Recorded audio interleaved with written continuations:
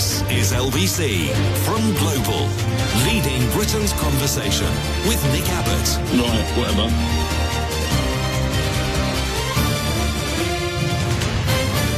They're eating the people that live there. And this is what's happening in our country. It's a total disgrace. People are undecided about which way to vote in America. On the one hand, they've got come into the light with me. On the other hand, they've got it's all bloodshed and suffering and death. Very, very difficult choice.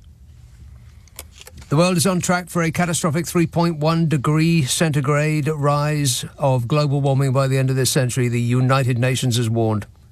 In its annual report on the emissions cuts needed to limit global warming to 1.5 degrees centigrade, the UN Environment Programme said the goal would soon be dead without a global mobilisation on a scale and pace never seen before. Responding to the UN report, the United Nations Secretary-General Antonio Guterres said... He said the world was teetering on a planetary tightrope, and either leaders bridge the emissions gap or we plunge headlong into climate disaster with the poorest and the most vulnerable suffering the most, he said. And the richest and the most secure said, that's okay, we don't mind. At the Paris climate talks in 2015, countries agreed to limit temperature rises to well below 2 degrees centigrade and pursue efforts to curb them to 1.5 degrees centigrade above pre-industrial levels. But, that would have meant us actually doing something. That's come and gone, while the few people that rake in the billions from fossil fuel use spend millions to persuade politicians and the public that everything's okay. And the most gullible among us rail about climate science not being a thing and it's just a conspiracy to make us not go on holiday. And Donald Trump says it's the radical left Marxists who are trying to make him use less hairspray. You don't need to put all of that product in your hair. You just don't. Scientists have warned that there is no safe amount of climate change, like there's no safe amount of tobacco or safe amount of death. However, 1.5 degrees centigrade has come to be seen as a threshold, beyond which the worst impacts of climate change-driven heat waves and droughts and floods and the collapse of natural systems and rising sea levels will be felt. In other news, there's been a coincidentally large number of heat waves and droughts and floods reported lately, usually using the phrase unprecedented. And the collapse of natural systems and rising sea levels we can mark down as forthcoming attractions, which...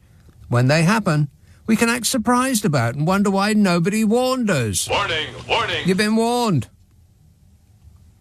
The UN Environment Programme warned that nations must collectively commit to cut 42% of annual greenhouse gases by 2030 and 57% by 2035 to achieve that 1.5 degrees centigrade goal. It is technically feasible to deliver such a cut by tripling renewable energy capacity by 2030, ramping up energy efficiency improvements, shifting away from fossil fuel use and protecting and restoring natural habitats such as forests and mangroves. But, as that might involve us changing our lifestyles just a tiny amount, we won't do anything until it's too late. We humans do not rule the world because of our ability to delay gratification. We rule the world because we are greedy and selfish and impulsive, and we want everything now, and we don't want to pay for it, ever. In weather, not climate news, the Met Office has confirmed the possibility of the first snow of the season. Snow? Oh, no. There's a possibility of some snow over higher ground, as parts of the country are gripped by freezing weather conditions. It's like winter outside. The icy conditions are likely to impact Scotland, while other areas were warned of a 150-mile-long snow blast as early as Halloween weekend. Areas liable to be affected include, but are not limited to, Talmine, Tongue, Lairg, Ullapool, Dingwall, Garve and Mallaig, none of which are actual places. They're just names I made up. Saturday in the south, bright or sunny spells and a few showers, early mist and fog. In the north, heavy rain. Well, in the northwest, I bet. I mean, more specifically, I can check on that while you wait, although what's the point? I think we know what the weather forecast is going to say about you-know-where. One moment, please. Your call is important to... Aha! Well, it appears as though it's raining at the moment in Glasgow. Do not even think about telling me it isn't, because it is. It will also be raining quite heavily tomorrow and raining on Sunday and raining on Monday and... Not raining on Tuesday. Pfft, rubbish. Raining on Wednesday and raining on Thursday and good grief. I can't believe it. There must be something wrong with this app. It says here that you are going to get sun on Friday, Saturday and Sunday and Monday and Tuesday and Wednesday and Thursday. Anybody believe that? No. No. Not for a single solitary second. Not in Glasgow. My phone's on the fritz. And then outlook for Sunday to Tuesday at first. Sunday, mostly dry. Mostly. Rain on Monday, drier on Tuesday. Would you like to hear the long-range forecast for the next 4 weeks? No. Last week of October, first week of November. Last week of October, the first week of November. It's practically Jesus' birthday. I can't believe it. Where's the time gone? Last week of October, first week of November, settled conditions with low cloud and an increased chance of frost and fog.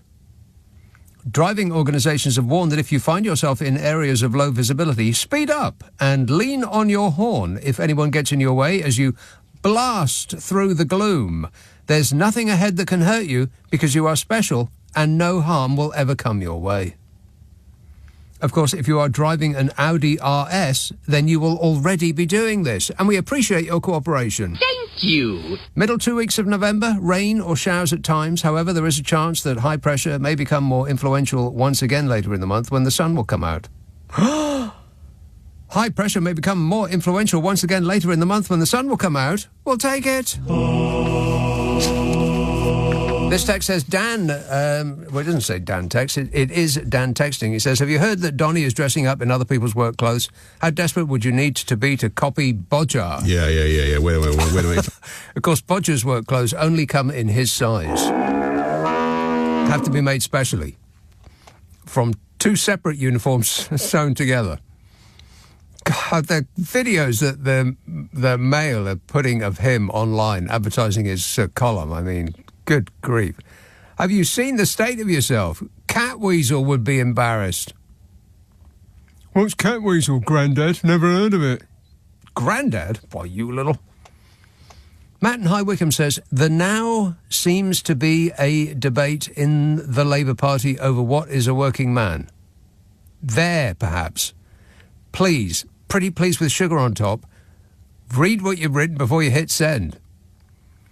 There now seems to be a debate in the Labour Party over what is a working man. So after much research and thought, I think I have the answer. It's a man who goes to work, says Matt.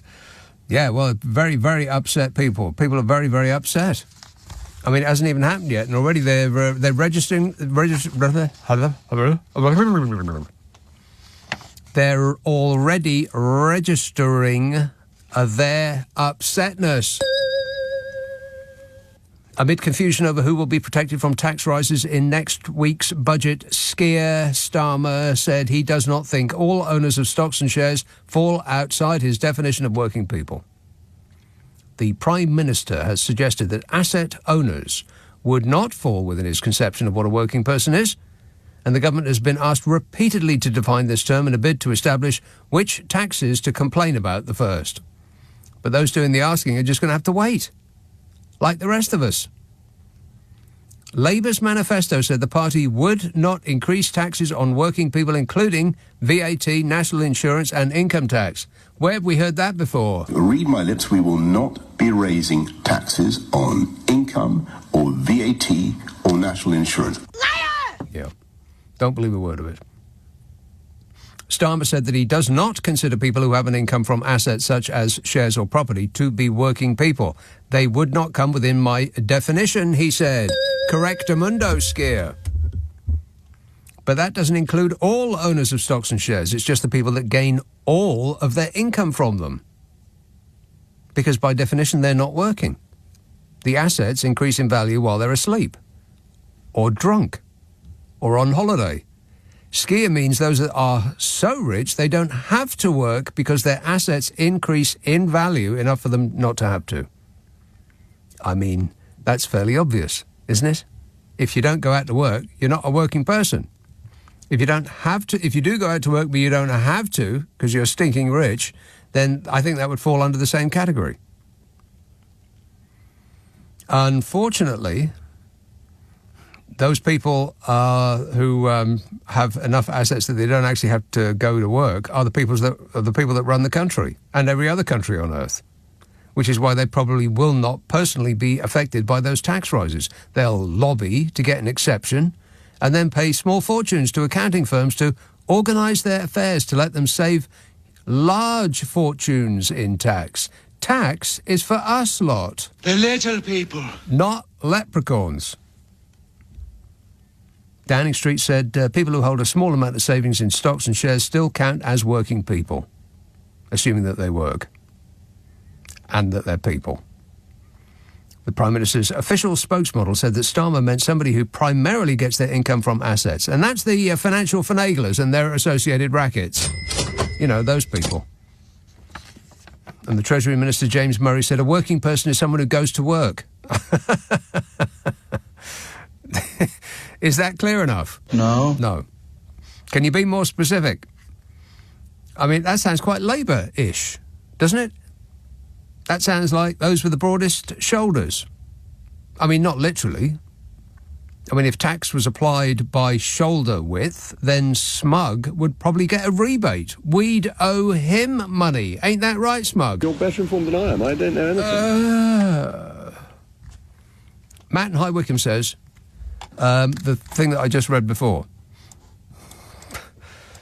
Already I'm on repeat. Simon in Windsor said, last week you were talking about how good The Godfather was or wasn't, but as good as 1 and 2 were, there were better gangster films. I think Goodfellas and Mean Streets by Martin Scorsese were good, if not better. Anyone who's not seen Mean Streets with a very young Robert De Niro and Harvey Keitel is really missing something. Well, specifically, you're missing Mean Streets. But I think Goodfellas is just about the epitome of gangster films. It just is.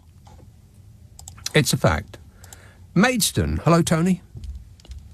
Hello, Nick. Tony, I've just seen the time. Would you mind waiting for just one moment? Not at all. Oh, a very cooperative caller. Appreciate it. Thank you. This is LBC.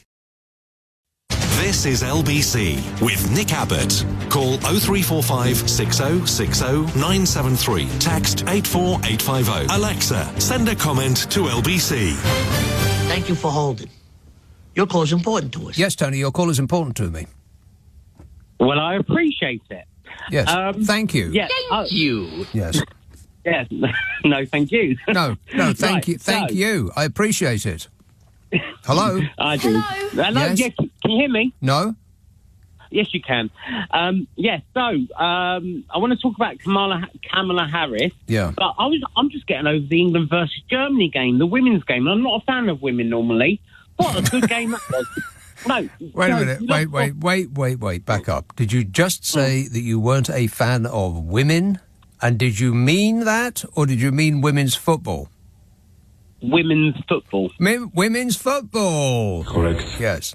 Glad we got that No, cleared I'm- up. I like women, but I prefer the men's game. Yeah. But we lost 4-3 to Germany. But what a great game! The referee was awful. I'm a football referee, so she was terrible. I quite enjoyed watching the women's game. Anyway, You I are a digress. football referee. Yes, I'm quite high level, but I'm out injured at the moment. Yeah, I spoke to you about this months and months ago about VAR. Tony, I get thousands of calls. Yeah. I cannot possibly remember. I mean, the moment that I stop speaking to you, I will forget every single thing that we've just talked about. Are you kidding me? What, even the special callers like me? Especially the special callers like you, Tony. So what possessed Yes, you? I What understand. possessed you to become the most hated person on a football pitch? Well, this is it.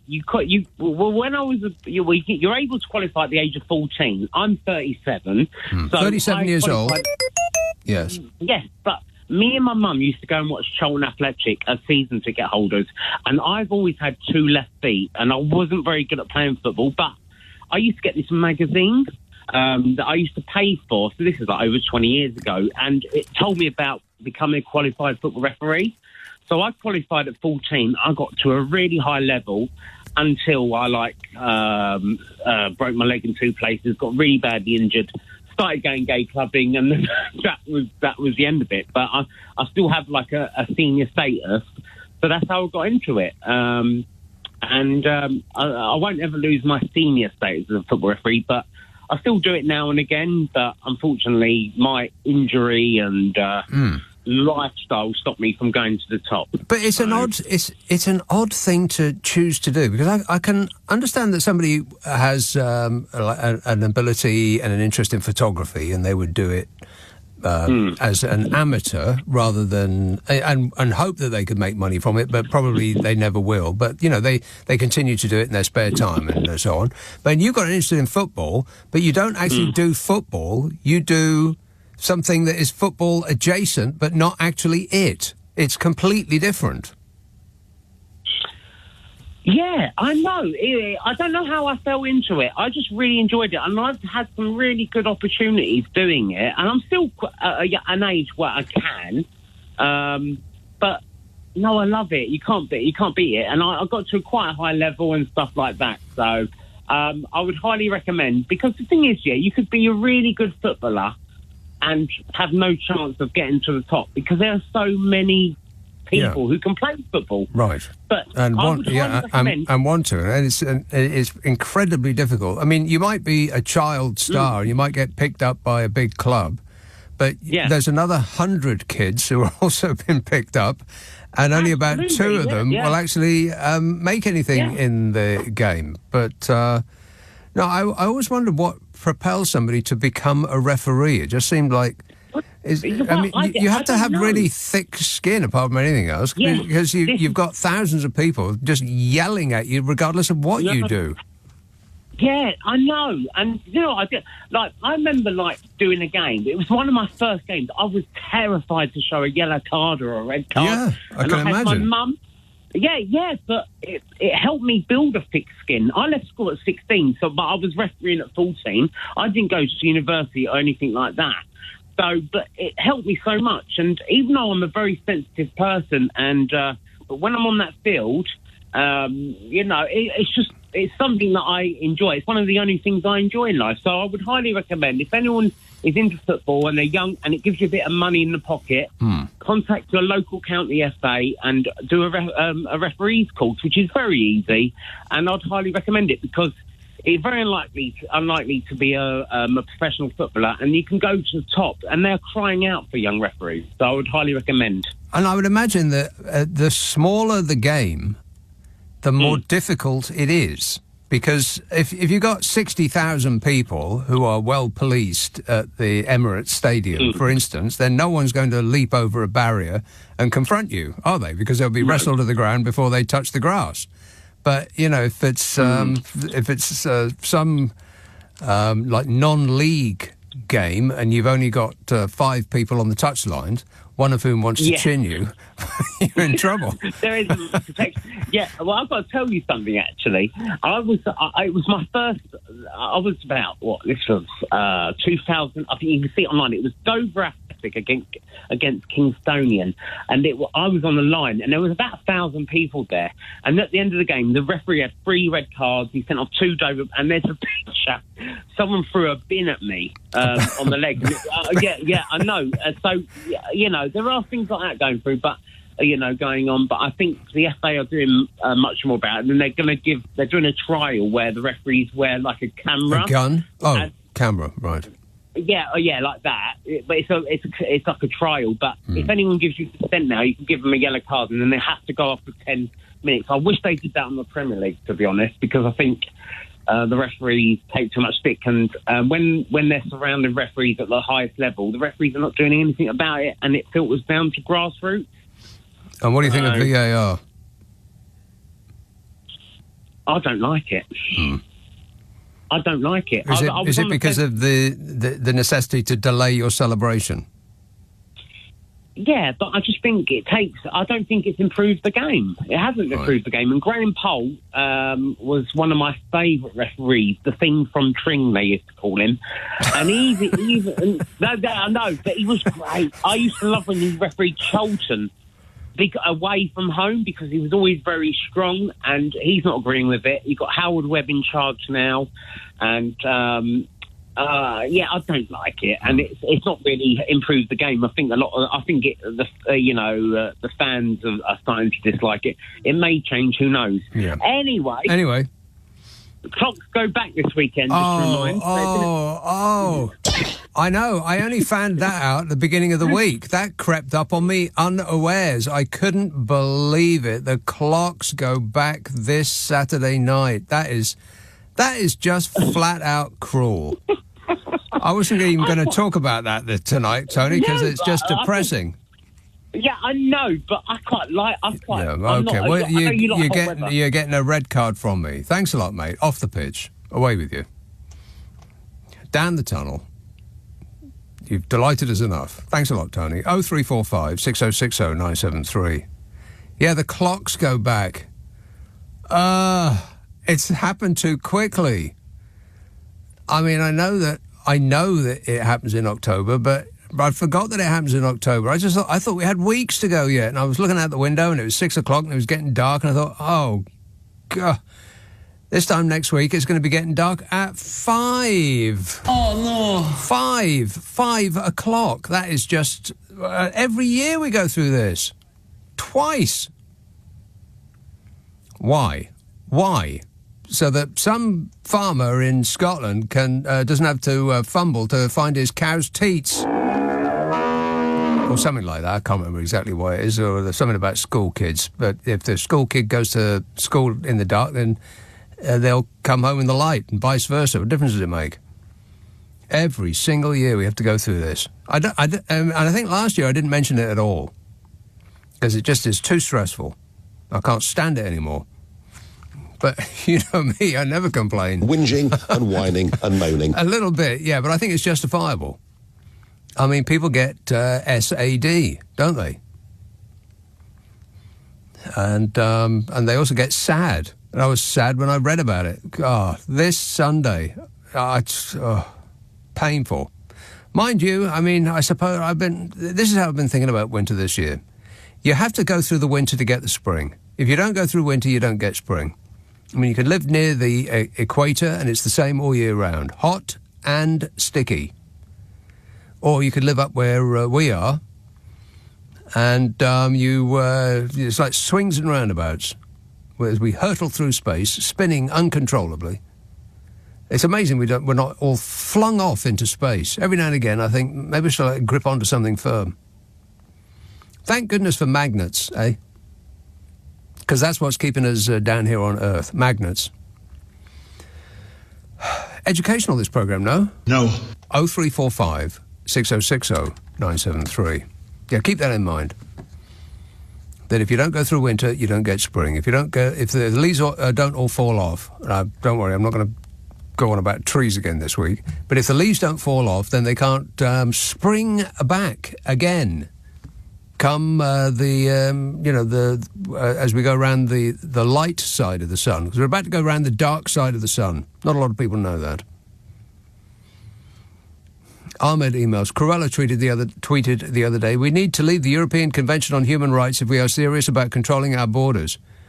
What were the people of Fareham and Waterlooville thinking when they elected this this moron? I don't think they were thinking at all. But it does remind me to strike Fareham and Waterlooville off my to-see list, because there seems to be something dreadfully wrong with the people there. I mean, really, why would you? Alan in Crawley says, did you see Donny do a shift in McDonald's this week? I guess this makes him working class now, just like Kemi Badenoch. Yeah. Yeah, they closed it specially so that he wouldn't have to interact with any, real human beings. Only his fans. And he got to dress up in other people's work clothes, just like Mr. Blobby. Yeah. Wait a minute. Yeah. Mr. Blobby, who's spoken very, very positively about Donald Trump. I think he's portraying a quite stupefying ignorance. Said Boris Johnson of Donald Trump. I think Donald Trump is clearly out of his mind. And when he said... I think Donald Trump is clearly out of his mind. I don't recall any right-wing press excoriating him for doing that. Do you? I don't remember any of the right-wing press telling Boris Johnson that, oh, well, if Donald Trump becomes the president, or as Donald Trump actually was the president at the time, then it's going to be very, very difficult for us, and he shouldn't have said that. None of them did. Different rules for the new government. Nick Abbot on LBC. Call 0345 6060 973. Would you mind telling me what this is all about? Well, this particular thing is about a white supremacist who stabbed an asylum seeker at a hotel in a protest against a small boat crossing has been found guilty of attempted murder. Callum Parslow, 32, stabbed Naum Hagos in the chest and the hand at the Pear Tree Inn near Worcester. Parslow told the jury he travelled to the hotel to stab one of the Channel migrants because he was angry and frustrated. Oh. Can somebody check on social media to see whether Richard Tice, Nigel Farage, Robert Jenrick or Kemi Badenoch have tweeted how outraged they are about this breakdown in law and order? Anything yet? Well, keep checking. 0345 6060 973. Harrow, Jonathan. Harrow. Yeah, I don't know how this will go. I'm on a train. You're on a train? Yeah, so I have to be careful because there's the walkie police around in public. The walkie police. I've been at the National Theatre watching the Mira Sayal play. It is a triumph. Is it? It's brilliant. You should tell your receptionist to book some tickets for you. Yeah, I'll do that. Hey, get on the phone right... Oh, no, he's busy. Can't do it right now. Where are you going and where have you come from? Because it's a National Theatre. The National Theatre, right. National Theatre, okay, sorry. It's a National Theatre. Yes. But I wanted to say a few things because, the whole performance was spoiled for me because there was another bald man and he said to me, I start baldies all together, sort of thing. And he said, single baldies together. And I said, you're single as well. And he went, no, get wife. So baldies have their own, section, like smokers used to? No, he was mocking me. I'm being discriminated against. Right. I wanted to say, did you watch Obama singing with the Eminem? Did I watch Obama singing with the Eminem? No, I did not. No. It was quite cringeworthy. Yeah, I can imagine. Yeah. Who was the most cringeworthy? Obama or Eminem? I don't know. Patrick Best David said Trump should win. Be so careful on this. 10 people are looking. I have no idea what you're talking about. Something about Patrick. Have you not listened to Patrick Best David, the podcast? Patrick Best David. I've never heard of him. You can do some research. No, I don't do research. That sounds like homework to me, and it's a no. No. He does not like the. You have to be. This is like a police state. What isn't it? is that whistling? This is Saliki Khan's London. He is great. I love him and Keir Starmer, our Keir leader. You have to say that on LBC. You do, London. yeah. Otherwise you will be, yes. Also, I wanted to say that with Donald Trump, I want to tell him that you have delighted us enough. You know? Yeah, well, can you go there and deliver that message to him personally on behalf of the British people and everybody else on Earth? All of these bad people, they seem to live forever, it seems. Yeah, that's right. I mean, for a second, I'm jovial with you. Yeah. But can I just say something serious for a second? I mean, the One Direction singer, young chap. It's such a horrible way to die. And all of the good people, they die young. Yeah, only the good die young. Yeah, that's right. And then all of the older ones, it's like... They just go on and on and on, regardless of how they treat their bodies. I mean, Donald Trump has never eaten anything that doesn't come in a bucket. And still he goes on. The one on the broomstick from America. I'm not talking about Meghan Markle. They're looking. This is the London walkie crowd look at you if you say anything bad against Meghan Markle. If you say anything out loud at all on public transport, you get looked at in London. No. You can listen to the singing. But can I say one last thing about you, LBC's favourite man? Just as long as it is a last thing. Yes, go ahead. Keir Starmer. I know you and James O'Brien love him. Yes, and I can't call James because the Keir leader. But I had to actually come to London today. Now, this is a controversial thing to talk about, my friend, because there'll be Patriot March tomorrow in London. Right. So I came today, and I got insulted straight off the bat by a fellow baldy, and I'm also drunk. and I spent £283 on books, including Muhammad Al-Fayed's autobiography. Is that controversial? I think so, yes. I think they'll kick me off. But the last thing is that the Keir Starmer, he is beady-eyed and lacking all charisma, but according to LBC, Arthur is the gay guard. I have to go. He's very gay today. Yeah, okay, all right. Nice to talk to you, Jonathan. Don't ever call this show again. Until next time. Graham in Long Eaton says, have you watched Copland yet? How about an Olive Stone film U-Turn? How's this for a cast? I don't understand any of this so far.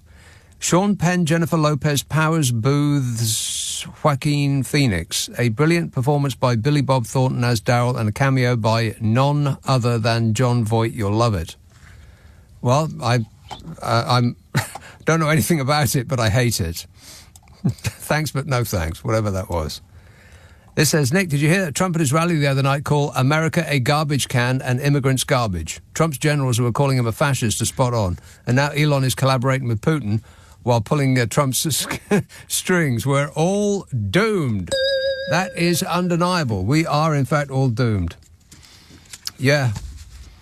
Former President Donald Trump repeated his familiar rhetoric and misinformation about immigration from the US-Mexico border and praised Kim Jong-un and Vladimir Putin at a rally in Austin, Texas. Putin and the whole group, Kim Jong-un, they're tough guys out there. They're tough and they're smart and they're streetwise and they're at the top of their game, Trump told rally goers.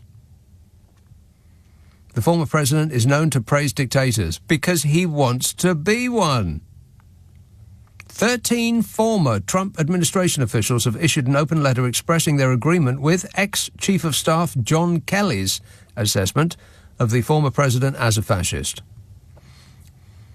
At his own rally in Las Vegas yesterday, Trump falsely claimed that Kamala Harris had absolutely bombed in Georgia at her own rally. That was the one where Bruce Springsteen showed up, yeah. That's right, totally bombed. And then he spewed fresh bile about his opponent and immigrants. He had earlier called America a garbage can for the world in Arizona. This guy is completely off his rocker. 13 ex-Trump officials signed an open letter backing Kelly's fascist criticism. The letter is signed by Oliver Troy, Stephanie Grisham, Anthony Scaramucci, Alicia Farah Griffin, Sarah Matthews, Miles Taylor, all of whom served in Trump's administration between 2017 and 2021. And they responded to John F. Kelly's comments in the New York Times.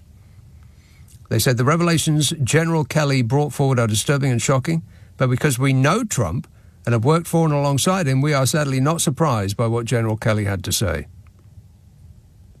All of these people that are lining up and telling the hey, listen, American people, they're saying, this guy is not to be trusted. You wouldn't want him to walk your dog, let alone to run a country. And about half the people in America said, that's okay, we don't mind. He's funny. These ex-Trump officials said, we applaud General Kelly for highlighting in stark details the danger of a second Trump term. Like General Kelly, we did not take the decision to come forward lightly. We're all lifelong Republicans who served our country. Yeah, J.D. Vance better be concerned because the last person in his position almost got strung up. He said, they said, however, there are moments in history where it becomes necessary to put country over party. This is one of those moments. Everyone should heed General Kelly's warning. And General Kelly was essentially saying that Donald Trump's a fascist. I mean, he didn't beat around the bush, and he knows what he's talking about. He's a former 4-star Marine general. Or, as Donald Trump would say, a total loser. A 4-star Marine general, former chief of staff to former President Donald Trump. He hammered his own boss in public fashion on Tuesday.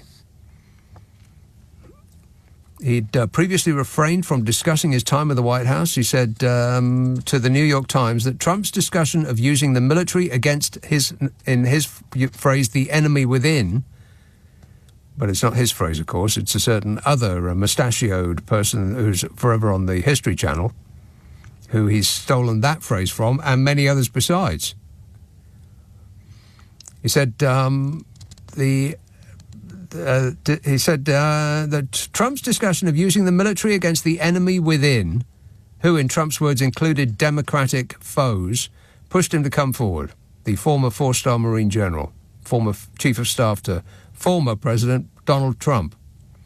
He said, and I think this issue of using the military on to go after American citizens is one of those things that I think is a very, very bad thing. Understatement. Using the military on your political opponents. Any thoughts on that? Yeah. American people, well, we don't know. Kelly said, looking at the definition of fascism, it's a far-right, authoritarian, ultra-nationalist political ideology and movement characterised by a dictatorial leader, centralised autocracy, militarism, forcible suppression of opposition, belief in a natural social hierarchy. So certainly in my experience, those are the kind of things he thinks would work better in terms of running America, said the former four-star Marine General John Kelly about Donald Trump. I don't believe him. Believe Mark Milley, retired Army General, former chair of the Joint Chiefs of Staff under Donald Trump. He said that Trump is a fascist to the core. He said he's the most dangerous person ever. He said, I had suspicions when I talked to you about his mental decline and so forth, but now I realise he's a total fascist. He is now the most dangerous person to this country, said Mark Milley, retired Army General, former chair of the Joint Chiefs of Staff under Donald Trump. Kelly, the former four-star Marine General, said Trump had said that he wanted generals like those that Adolf Hitler had. A comment that Kelly found shocking, and he told the former president not to repeat it. Mark Esper, Trump's former defense secretary, said earlier this month that he feared Trump would use the military against his domestic critics and that he would have fewer guardrails in a hypothetical second term. But don't believe him, believe Trump. Because throughout his tenure, he's praised authoritarians, including boasting of President Vladimir Putin and Chinese leader Xi Jinping's intelligence, and called the North Korean strongman Kim Jong-un tough. Tough. Well, to chew through maybe, but other than that. And the American people are going, well, I don't know. Amazing. Absolutely astonishing what is happening. Hey, Americans, wake up. It's later than you think. Nick Abbott on LBC. Call 0345 6060 973. You know, some whack job can say this stuff and get away with it? This text says, hi, Nick. Currently introducing my brother Paul to your programme. We are having tea and toast. Do you prefer strawberry or raspberry jam? Thanks. Strawberry. It has less of those tiny little pits. Is that what they're called? Those tiny, tiny little pits that get stuck in your teeth. I hate that. When one of those gets stuck in my teeth, I'd have to say, without exaggeration, it's probably the worst thing that's ever happened to anybody in the history of the earth. I hate that. So strawberry jam for me. Thanks. Thank you. Dave in Forest Hill says, an undecided voter in 2024 is basically someone who, starving, finds a refrigerator and inside are two things: a plate of broccoli and a vial of rat poison, and they just can't make up their minds. Undecided voters are morons, says Dave. Well, Dave, that may be your opinion, but it is also my opinion. Undecided voters are morons. That is just a fact. How can you be undecided? You've got one person who says, come with me and we'll enjoy the American dream. And on the other hand, you've got the guy that says, the American dream is dead. Yeah, pick the future of your choice. Go ahead. I double dare you. On the one hand, you've got Beyonce and Bruce Springsteen. On the other hand, you've got Kanye West. Whoop-dee-dee-scoop-poop. Select. I mean, come on. It's just absolutely, it's just beyond belief. I cannot believe it. And the most incredible thing is he's just a doughy failure in life of everything except persuading just enough people that he's a success. That's the only successful thing he's ever done.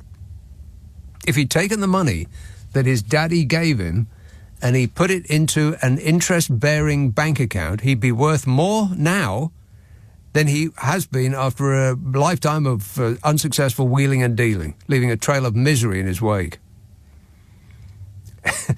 I mean, a list of that man's business failures would take up longer to read than a brief 3-hour show. And people think that he's a genius because he played a genius on television. He's a dopey television game show host, and he just took over the world's most powerful country. Well, he easily took over the world's most powerful political association, the Republican Party. He just waddled in and took over immediately, and every single one of them. All of those hard-nosed representatives, they all, to a person, rolled on their back and let him scratch their tummies. It's incredible. He just waltzed in and did it. And he's still doing it now. It's just... you look back in history and think... And you look at a picture of some of the worst human beings that have ever existed. They're responsible for the deaths of hundreds of millions of people. And you think, how on earth could a country have become so blind, so blinkered, so obsessed with this person that they did all of that? I mean, look at them. The dictators in history are responsible for the most deaths and misery. I mean, you wouldn't be frightened of them if they walked towards you on a dark night. None of them. Name one single one that is actually a frightening person in and of themselves. And this guy, I mean, he's just a... While bringing in the good old boy network, you know, the dinglings, he wears more makeup than Dolly Parton, more hairspray than Dolly Parton, and he dances on stage to YMCA by the Village People. And they love him. Explain that to me. You can't do it. 0345 6060. It's like Danny LaRue just took over this country and has started to run it as a dictatorship. Let's see now. Merthyr Tydfil. Hello, Jeff. Hiya, Nick. How are you? Good, thanks. Yeah, well, I'm very, very relieved. Are you? That, yeah, oh, shit, I was sweating. Thames Water going bust one day, but they've had $3 billion, so I'm going to get a payout now. Yeah, it's good news. All the shareholders will get paid out. So the thing is, you mentioned once tonight in the show the Rocket Man from North Korea. Oh yeah, he's Trump admires him. Yes. What nobody seems to be talking about, Nick, which is amazing to me, that at least 10,000 top-rate North Korean troops have been sent by Kim Jong-un to Ukraine. Nobody seems interested. Well, let me question you about this. You said top-rate. What do you base that assertion on? Well, because I bet they're I bet they're cannon fodder and prisoners. Well, who knows? Because the thing that, as soon as I heard that, and in fact I mentioned this last week, and I thought, you know, there's a potential logistical problem, because I bet the North Koreans don't speak Russian, and I double bet with cream on top that the Russians don't speak Korean. Yeah, how are they going to, organise themselves? And I just read a report about that very thing, and they can't. And the Russian troops are saying to each other, what are we going to do with these people? They don't understand what we're talking about. They're rubbish at their job, and they all and this may come as a shock. Warning! The Russians said, and they all look the bleeding same. That was Russians. Are you allowed to say that? Yeah, well, no, I'm not, but Russians are, because it's different rules. Yeah. Well, the thing is, North Korea's, you know, when you're talking about magnetism keeping us all on Yes, Earth. magnets. I didn't realise that. I'm very grateful for you to explain that to me. The thing is, the thing to remember about that, Jeff, is that you have to believe in magnets, because the moment you stop believing, then you're in big trouble. Then you'll be flying off into space. 1,000 miles an hour. Yeah. The thing is, it's the other side of the globe, you know that. So, you know, I am looking at it objectively, and I'm thinking, is this a world war? Do you know what I mean? A cold one. They're not using nuclear weapons. Not yet. But it seems to have spread. Do you know what I mean? Yes. How many countries does it require to screw in a light bulb? How many countries does it require before you can say we've got a world war? I mean, I think America would have to get involved. Russia is already involved.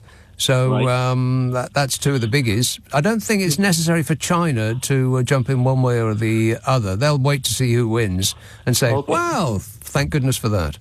Yeah, we but were with America, you. We were with you all the way. America and Europe, and how many countries are that? They're all sort of supplying the weaponry at the moment. Yeah. You know, it seems to be spreading. It's overshadowed by Gaza and the horror of Gaza and Lebanon. Well, so at the moment, that is overshadowed by something that nobody is talking about at all, and that's the millions of people who are on the verge of starving to death in Sudan. Oh, yeah. The Horn of Africa, millions and millions and millions of people might not survive the night, they're so hungry. But, you know, apart from that, everything's going fine on planet Earth. Nobody's looking. Nobody's interested. I mean, I can't believe what's going on. You can't believe what's happening with Trump in America. I can't believe nobody's listening about global warming. Yeah. And then there's that whole Merthyr Tydfil thing, and we can't even get into that. Thanks a lot, Jeff. Keep us updated. Anytime, anywhere. David Forest Hill says, no, done that. There must be some sort of way I can delete things as I've read them. There must be. Someone should invent that. Bob in Leon C says, impressive oratory over climate change, and there are lots of elements to this issue. Just dealing with one, aviation. It contributes about 2.5% of CO2 and another 2.5% from water vapour and other gases. As 70% of flights are used by only 15% of frequent flyers, isn't it time for a frequent flyer tax, says Bob in Leon C. Well, there is a frequent flyer tax. You're taxed every time you get on a plane. So if you do it frequently, then you are taxed more frequently. But you mean a super tax? Well, there should be a super tax for people who fly private planes. No doubt about it. But, again, the problem with that is that the people who fly private planes are the ones that rule the world, and the people that rule the world write the tax code, and they can skip neatly around it using giant buildings of shiny architects. Accountants. Not architects. That would be a different building. Different skill set entirely. The architects could build the building that the accountants do their finagling in, but and I guess the accountants could provide the money for the architects to build the building that the accountants would do the financial finagling in. But it's all very, very incestuous, that whole... accountancy, particularly, is known for how incestuous it is.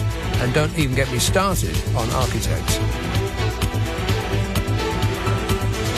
I mean, some of them are their own uncle. That's just a fact. 0345 6060 973. Text 84850. Email nick@lbc.co.uk. And if you're on WhatsApp, it's the same number as the phone. 0345 6060 973. Friday, Saturday, Sunday night at 10. Nick Abbot, LBC. On your radio, on Global Player, and... Play LBC. Leading Britain's conversation. This is LBC.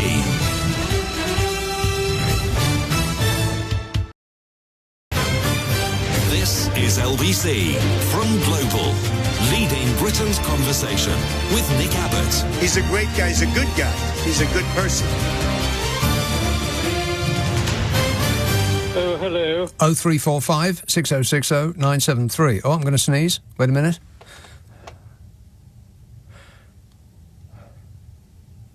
Oh,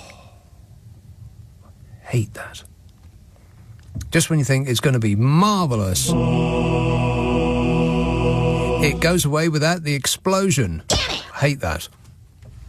But you know me, I never complain. Stop whining. 0345 6060 973. Tim in Guildford. Oh, no, wait, I'm going to sneeze. Oh, not again. Oh, no. Tim in Guildford says, Nick, what can we do to influence the climate so it snows in the southeast? Why should Scotland have all the snow? It's a postcode lottery. Keith Tech. Does this mean the king is a worker or an asset, so subject to tax? Well, neither. I mean, he obviously isn't a worker. Is he an asset? Can't really see it myself. In what way is he an asset to this great nation of ours? How? No idea. This says, surely a working person is someone who has no choice but to go to work because they want to live on a... because they... Sorry whoever texted that in, I screwed that up. Shall I reread it? No. Surely a working person is someone who has no choice but to go to work unless they want to live on a park bench. Yeah, that's right. A working person is somebody who has to go to work. A non-working person who is somebody who can smoke a cigar and put their feet up and still coin it in from their assets and shares. I know that shares is a subset of assets, but just pretend that I didn't say that. Their assets, the appreciation of their assets. Liz in Dumfries says, I was in Glasgow last Thursday, the 17th of October. To my shock and surprise, it was sunny when I arrived. 4 hours later, upon leaving the city, it was bleeping down with rain. And my nice suede boots are ruined.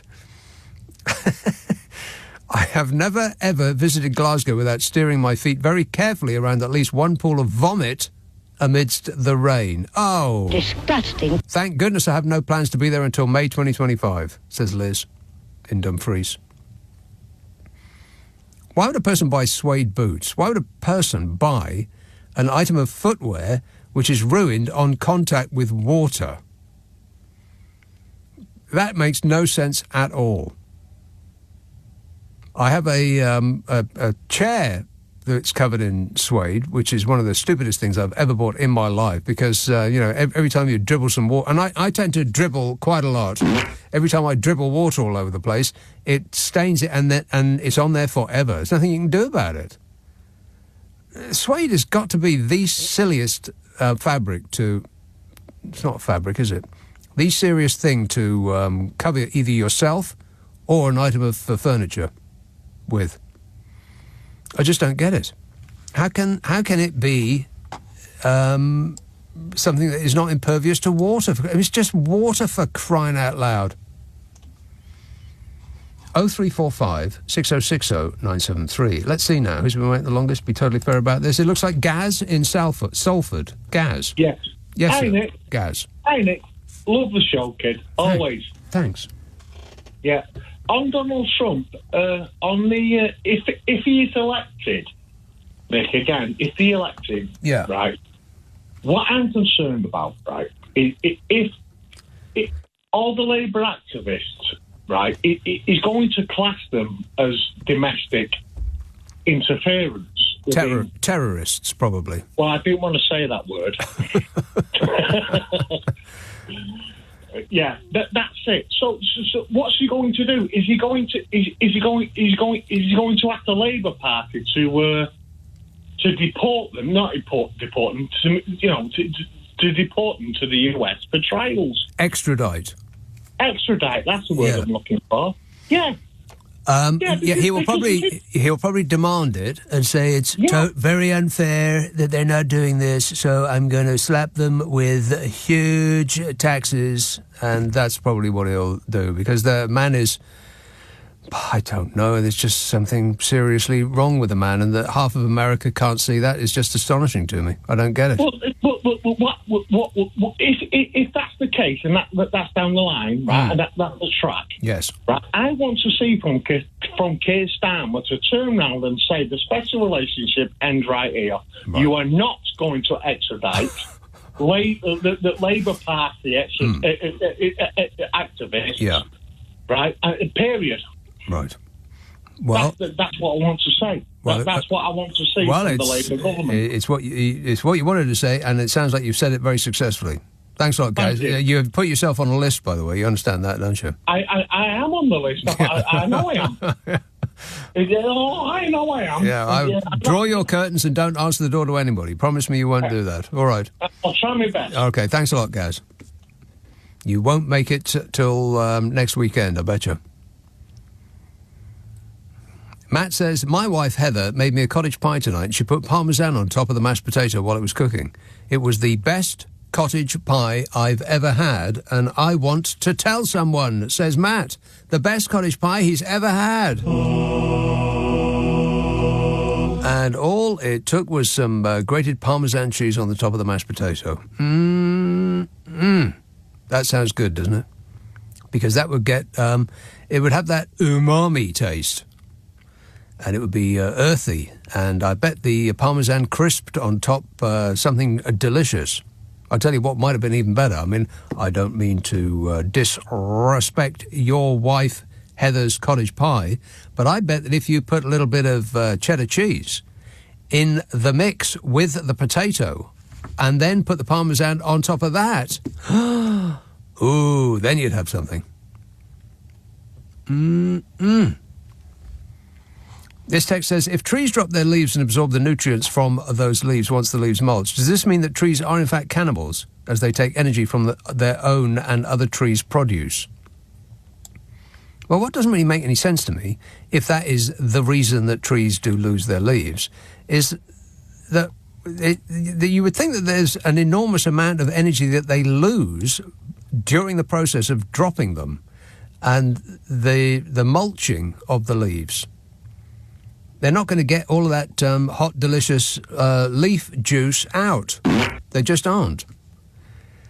So they'd probably be better holding on to them. Somebody should tell trees. I think they've got it wrong.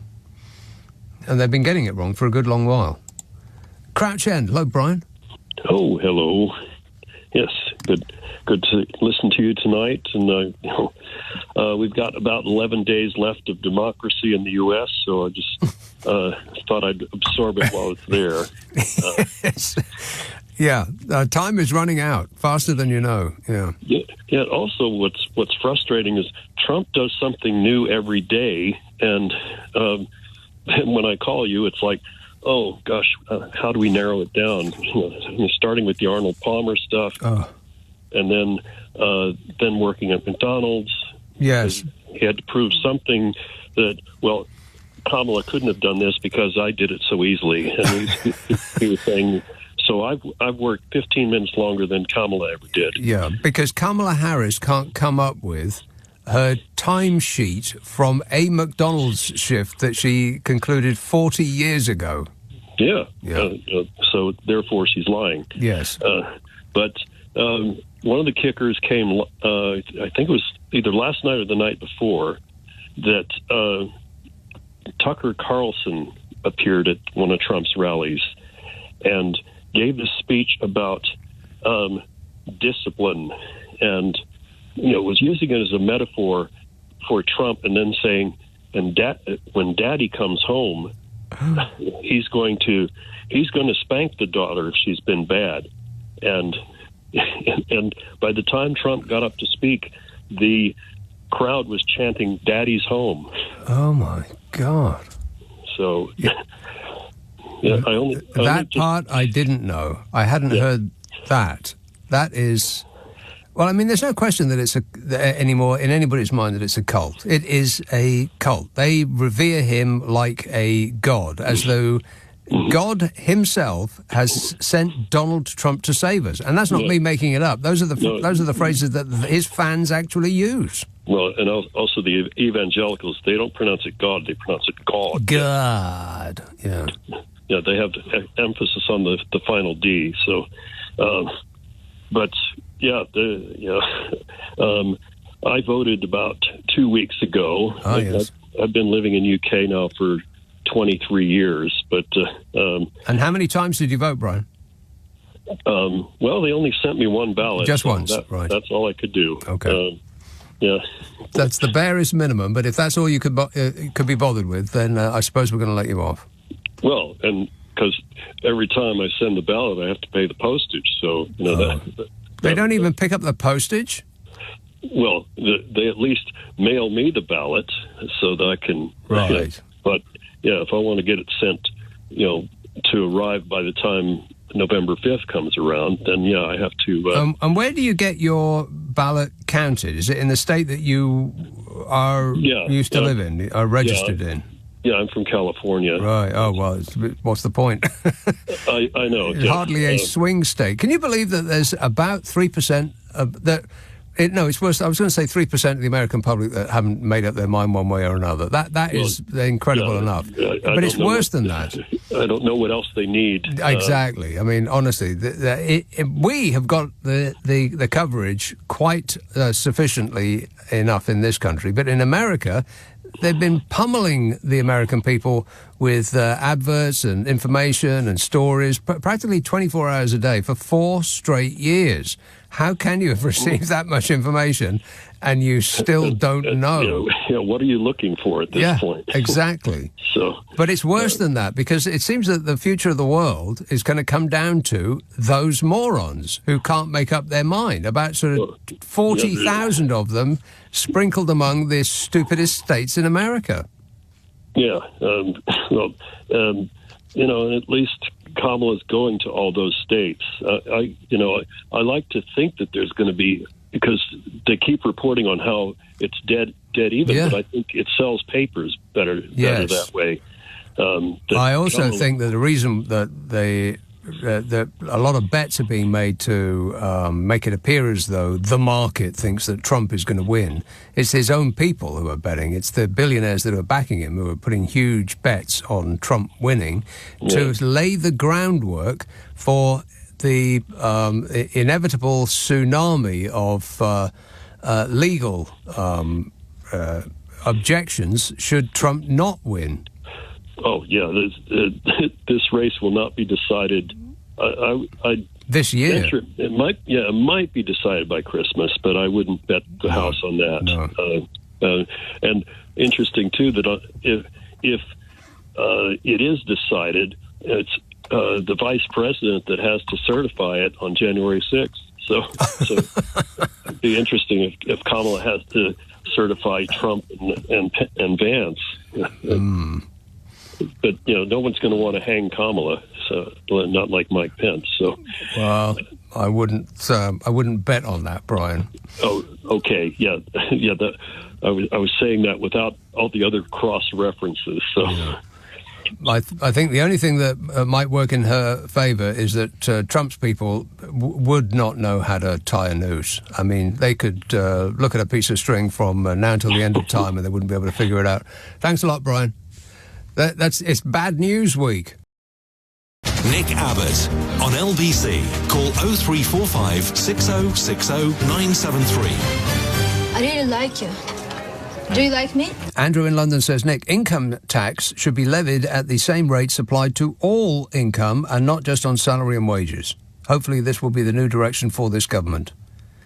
You don't mean income tax, do you? You mean tax on income rather than income tax. In other words, if you are so rich that you don't have to go and work and you've got money just pouring in through your front door because of the increase in the value of your assets, then that income should be taxed at the same rate as income tax. Why should those who are so rich they don't have to work be taxed less than those who do have to go to work? That makes no sense at all, other than the knowledge that the tax codes were written by and for the benefit of the rich. This says, "Hi Nick, I think we should reschedule the. I think we should rethink the schedule of World War I turning back the clocks government programme. It's no longer World War I anymore, and it's actually having a detrimental effect on human health and productivity and vitamin D levels." Yes. Well, everyone's going to get just a little bit sadder next week when it gets dark at 5 o'clock. Yeah, 5 o'clock. It's going to get dark next week. We're being plunged into the dark as we swing round the dark side of the sun. And every year we have the same conversation. And nobody does a blind thing about it. There's just a shrug of the shoulders from politicians because, and I suspect that this is true, politicians don't want to change anything because there will always, regardless of what it is, a change will cause some sort of negative effect with somebody. And the newspapers will all concentrate on that negative effect. You know, somebody gets run over as they make their way down a road because it was in the dark. And if the clocks had not gone back, then they would have been all right. And the papers will then blame the politician responsible at the time. And so politicians don't want to be held responsible, so the easiest thing to do is nothing. And we just have to go through this year after year after year. God, it's just insufferable. Altex, a friend of mine was a football referee, but he was also a hockey referee. He said women's hockey can be vicious and makes refereeing football timid by comparison. Yeah, well, they got sticks, don't they? Jolly hockey sticks, no doubt. Ari says, in Brazil, where I recently spent a month, they never bother with moving the clocks back and forward every 6 months. Why do we have to put up with this nonsense? For reasons I've just explained. I believe that that's true. The reason that they don't want to change it now is that a politician will be blamed for whatever negative effects come from it, regardless of the positive effects. They won't get any credit for that, and but the press will pile on because they will be on the lookout for negative effects. If it's not that, then put me out of my mystery. Lester, hello, Paul. Hi there. Hi there, Nick. Do you have a small frog in your throat? Well, a little bit of a toad, actually, but there you go. Do you have a persistent cough? No, not yet, anyway. But right. I just wondered if one of Putin's henchmen is going to be on a list that I've just come across on Wikipedia, which is the suspicious deaths of notable Russians, 2022 to 2024. Blimey, how many are we talking about? Thousands. I didn't count them, but far more than I thought. I mean, I'm fairly sort of aware of bods falling out of sixth-floor flats and all of the rest of it, but the reason I was wondering about whether he's going to be a new addition is I don't know whether you've watched any video footage of the BRICS summit. Steve Rosenberg?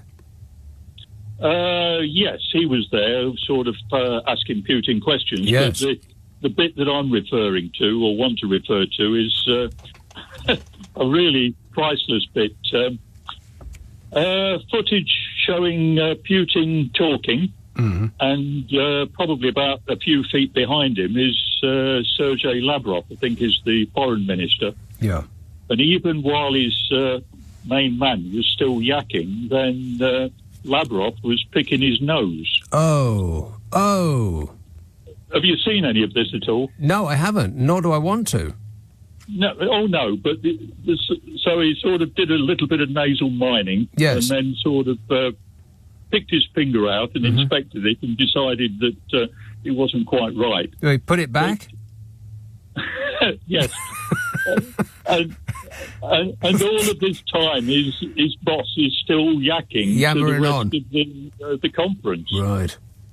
And so then when I found out about this list on Wikipedia about, these notable Russians that have fallen out of windows, etc., I wondered if Lavrov was going to be slightly more worried than before. Yes. Well, if I were him, then I most certainly would be. Yeah. Did he flick it? No. I don't know what sort of shutter speed they got on the camera for that. We don't know what happened to how should we describe it? The thing in question, But Yes. it and its ex-owner will probably be taking a long jump off a short pier sometime in the near future. Yeah. But there was a good sideways glance from one of the other female members on the sort of meeting as well, sort of wondering, Can I help with my Can I join NATO instead? with my long fingernails? Yeah. Well, thanks a lot, Paul. You just really grossed us out. Cheers, mate. 0345 6060 973. Yeah, there was a BRICS summit. That is a summit featuring the countries that can't get an invite to other summits due to their behavioural issues. BRICS: Brazil, Russia, India, China, South Africa, Iran, Egypt, Ethiopia, and the United Arab Emirates. In a press conference that brought his 3-day BRICS summit in the Russian city of Kazan to an end, Vlad the Insaner struggled to contain his anger as he was challenged by a BBC reporter on his invasion of Ukraine. Since Tuesday, Putin has revelled in his role as host to dozens of the world's most evil leaders and top officials, including but not limited to China's Xi Jinping and Turkey's Recep Erdogan. And as Rootin' Tootin' headed into his final press conference of the summit, he appeared in good spirits, having enjoyed the attention of a largely captive audience. But then he always has a captive audience. Literally held captive until the dear leader decides to let them go. Permanently, in many cases. But the BBC's Stephen Rosenberg was granted the opportunity to ask a final question of the session. Oh, no. And Rosenberg put it to Putin that his war in Ukraine was in complete contravention of the tenets underpinning BRICS, that of justice, regional stability and security in a fair world. He said, "How does this all match your actions of the past 2.5 years, the invasion of Russian troops into Ukraine? Where is the justice, the stability and the security?" he asked. Rosenberg also pointed out that it was not just Ukraine, but Russian citizens and cities and territories that were also feeling the brunt of the war. From drone attacks and heavy losses along the front line and incursions across the border by Ukrainian forces. And as Rosenberg delivered his line of questioning, Rootin' Tootin' Shootin' Putin was seen furiously scribbling on a notepad, like a doctor scribbles on a prescription notepad. Take 1 cup of polonium twice a day until all symptoms of life are gone.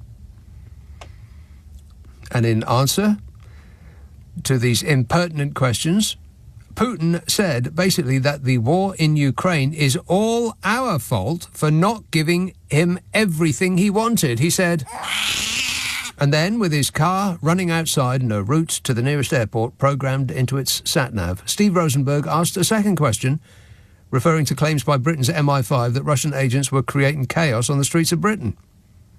And Putin dismissed it as utter rubbish. Oh, well, that's good enough for me. And it's good enough for Nigel Farage and it's good enough for Donald Trump, and I'm sure those two have our best interests at heart. I mean, why wouldn't they? 0345 6060 973. This text says we should all refuse to move the clocks and see what happens the next day. Yeah, that is a good idea. I mean, it's a bit out there, but, if we all just said no, what are they going to do about it?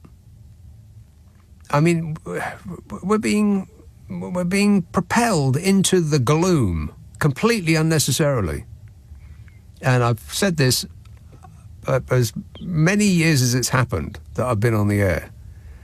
It gives you an hour extra of light in the morning with which you can't do anything. Who bounces out of bed first thing in the morning and says, right, what am I going to do with this extra hour of light? Of course you don't. You cling to the bed, particularly in the winter, you cling to the bed for as long as you possibly can. And then you get up at the last possible minute in order to brush your teeth and get out the door and catch your bus. Nobody bounces out of bed and goes straight outside to greet the dawn. But you can do something with an extra hour of light at the end of the day. You can go running when it's light and not when it's dark. You can go and play a game of tennis. You can go out and have a walk. You can walk the dog. There's no end to things you can do with an extra hour of light at the end of the day, but absolutely nothing that you can do with an extra hour at the beginning of the day. What's it for? So some farmer in the north of Scotland, when he's fumbling around a cow's area, can make absolutely certain that it is actually a cow before he starts the fumbling. This text says, jump for joy. Thames Water has been granted a £3 billion loan. Let's all watch as the shareholders take the loan, fold the company and leave us taxpayers with the loan repayments plus interest. Thanks, thanks, Jeremy Corbyn. Yeah, thanks a lot, Jeremy Corbyn. You see what you've done? See, I thought it was Meghan Markle's fault. How wrong you can be. Leading Britain's conversation. Nick Abbott. Alexa, send a comment to LBC. Right, so what are we doing? Given we're doing a radio show, but it reminds me I do a podcast with Carol McGiffin. Yeah. And it is called What's Your Problem with Nick and Carol? Now, the idea is that Carol McGiffin and I try to solve people's problems, dilemmas, things that they have always wondered about but never knew why. So if you've got something like that and you want us, unprofessionals, to bend our brain at it, simply send it to the following address. NICKANDCAROL @global.com. That is Nick and Carol @global.com. Prepare for total satisfaction. Oh, right, yeah. Ask for it by name on an internet near you. What's your problem with Nick and Carol? It's about 45, 50 minutes long, comes out twice a week. I think you'll love it. It is highly amusing. And we are seriously in want of things that are amusing. Yes? What's your problem with Nick and Carol? It will deliver. Believe me. Let's see now. Cornwall. Malcolm. Oh, good evening, Nick. Yes, Malcolm. Hey, been a hell of a week again, my friend. I know. America, Britain, it's all happening. Russia. Yeah. America is getting very, very exciting, I think. And there's been one or two developments this evening. Yes. And one is it's mildly interesting, and it's that the Washington Post, the editorial staff were going to come out in favour of Kamala Harris. Well, yeah. And apparently Jeff Bezos put the mockers on it. Yes. He stopped them doing it. Jeff Bezos, that weird-looking bloke who runs... Jeff Bezos, he looks like he's been inflated with air, doesn't it? He looks... Well, I don't know what it is with billionaires, but they all look weird. Well, the other... what's the word? The other contestant for the richest man in the world award, Elon Musk, he's making waves because a fella called Bill Cash, who's a former senator, who is now, I think, head of NASA on the sort of admin side. Yeah. He's claiming, or he is asking for an inquiry into whether there's any truth, or he's saying that there's truth in it because the Washington Post are reporting it. No, the Wall Street Journal reported it. Yes, that Elon Musk has been having phone calls with Vladimir Putin. Vlad the Insane. Since 2022. Yeah. And who among us is shocked and stunned about that? It's all getting murkier and murkier and murkier, isn't it? Yeah. The Washington Post said it will not endorse a candidate in the presidential election for the first time in decades. But having read the Washington Post, I know with absolute certainty that they are not in Donald Trump's camp.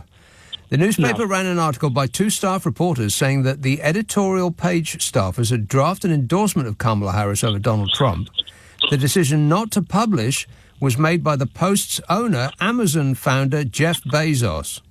Yeah. Coincidentally, in 2019, Amazon claimed it lost a $10 billion Pentagon cloud computing contract to Microsoft because Trump used improper pressure to harm his perceived political enemy, Jeff Bezos. Wow. Yeah. But then you've got the debate over the Labour workers, or the Labour menials, so to speak, the foot soldiers going over and using their feet on American streets to knock on doors, which is farcical. And well, what do you mean by farcical? Do you mean the kerfuffle about it, or them doing it? Yes, because I suspect there's a British politician who's the member for a constituency on the coast somewhere. I'm a nutcase. Who's had a word in the shell, like, of the Orange Peril, and that's the outcome. I think that's what I think may have happened. But well, that Nigel Farage is complaining about people going and supposedly interfering with America's elections. Yeah. It's just absolutely comical because the man is practically always there. Yes. He has spent more time in America than he has in Clacton since he was elected the MP for Clacton. That is my take on the situation. You tell me that it's otherwise. Well, then on safe ground now, home ground, 2 Labour politicians, one at the very top and the other probably number 3 in the government, and that's Keir Starmer and Wes Streeting. And Wes Streeting telling us that, fake news basically, before the election, there will be no more money in the NHS until there is better productivity, or there's reform, wasn't it? Yeah. No money without reform. Well, no extra money, I think he meant. Well, you listen to this. Yesterday or the day before, he was on, I think it was Sophie Ridge's show. One of the shows, anyway. And he was proudly boasting, no, I tell you who it was, I think it was Koonsberg. And he was, or she was proudly boasting on his behalf, saying that, it looks, my friend, like you're the top Trump. You've got the money. Your deal is sealed, has been for weeks. The NHS is getting more money. Yeah. She said, you're getting another 10 billion. So where's Streeting's fake news about no money without reform? Because he is already getting an extra, what the NHS needs, £10 billion. Right. And you're complaining about that? I am complaining about the man who really wound me up before the election with his utter nonsense. When you're saying it, I'm saying it, probably James O.B. is saying it, anybody with a brain cell is saying it, that the NHS is literally screaming out for staff, and staff mean money. Staff mean money, Nick. You've got to pay them. Staff means money, and the machines that go bing, they need money, and ceilings that are falling down, they need money, and spigots that are spewing hot sewage all over the surgery, they need money. Yeah, and last couple of points. Keir Starmer, and the other one I told you last August to watch out for was David Lammy. And he's been making waves. A video has surfaced of him in a wood-boarded room somewhere talking about the Caribbean, and we want reparations. This is Lammy as a Caribbean person. A wood-boarded room? Do you mean a sauna? He was in a sauna? No, he was in an oldie English-style room at Parliament. Mm-hmm. And he was stating that we, the Caribbeans, want more money. We want reparations. Well, this week, the government are having to say, sorry, folks, because they're over there in the Caribbean. Yeah, sorry, not sorry, they're saying. We just can't do it. Now, look, that's what I was going to mention to you. What do you think of this idea, right? On reparations, Nick, the British people pay not a penny. But what happens is, every building that was built with money from slave traders, so let's say half of Cambridge University, half of Oxford University, and almost everything currently run by the National Trust. Yes. Yeah. So those buildings are given to the people of the Caribbean. The British people pay not a penny, but those buildings are given to the people of the Caribbean to do with whatever they want. No. They can sell them. No. They can sell them. No. Or they can lease them back to the current occupant. Right. Thus saving the British taxpayer 18 trillion, wasn't it, they're saying? Well, only if those buildings were being rented in the first place. Because if they bought them outright, then there is no cost apart from the upkeep. But so you would be introducing cost, and then someone's got to pay that cost because the universities won't be able to afford it indefinitely, and so it'll all come down to us poor dopes who pay taxes eventually. But wouldn't it be ironic and fitting for, let's say, Cambridge University to become the Caribbean University, and then the present Cambridge University, it tools off and it spends some of the 300 million, I think it is, they've got in the bank, not even $500 million they've got in the bank from donations from slave traders. Yes. I think at this point, the columnists in the right-wing press, if any of them are listening to this, which I seriously doubt, but if they accidentally tuned in by mistake, I think their heads will have exploded, Malcolm. Good work. Listen, final point. Oh, final point, Nick, right? I thought the last point was the final point. Okay, go ahead. No, this is the final point. Yeah, the final point, yes. James O'Brien, and it gives me to say it, he summed it up this morning on his show. He said, look, here, all you've got to do is say that any single person in the country who has income, they pay tax on the money they do as a worker at 20%, the same as everybody else. So in other words, if they have a flat, a house that they're renting, or they've got stocks and shares, that money is paid for, or they get an increase in tax up to what every working man pays, because that is unearned income. So it needs to change. And their working income, so let's say they go into one of their houses and they knock a wall down, they replaster it, and they make it a better place to live in. We'll give them, I don't know, let's say it's a week's work, we'll give them relief on £300 worth of their rent for tax. James O'Brien didn't say that, but the point is, Nick, that if a landlord is working in a job, he pays his own PAYE, right? He's a worker. But if he's raking money in from 20 flats as rent, then he has to stump up more money because at the minute he is not paying sufficient tax. And James O'Brien nailed it. But Starmer, he goes on about, well, I'm seeing in my mind's eye. My mind's eye is seeing this and my mind's eye that. He is absolutely lost. Starmer was absolutely lost this morning, Nick, on the TV. All right. I missed that, and that was definitely your last point. You've got to watch it. Yeah, all right. I don't have to do anything of the sort, Malcolm, but thanks for the advice. I don't do homework. Not now, not ever, never. And I certainly am not going to go back in time and watch Keir Starmer fumbling around on the television. But yeah, it seems just completely logical to me that if you get income, then it should be taxed at the same rate. And above a certain amount, then it goes from whatever it is to whatever it is. I think it's 20 to 40%, something like that. And then above a certain rate, it goes up to 45%. Just like everybody else. Why not? I mean, if you don't work for a living, why should you get a pass? I don't get it. Other than the rules were written by those people who don't have to work for a living. That's why they get a pass. They wrote the rules. 0345 6060 973. This text says, Nick, we haven't put our clocks back or forward for years now. That way it still gets dark at the normal time and we don't feel quite so sad. We just have to remember when we have any appointments to arrive an hour earlier, or is it an hour later? I forget. Anyway, it all works out fine. Well, as long as it works out fine, that's super. LBC, leading Britain's conversation. Nick Abbot. Alexa, send a comment to LBC.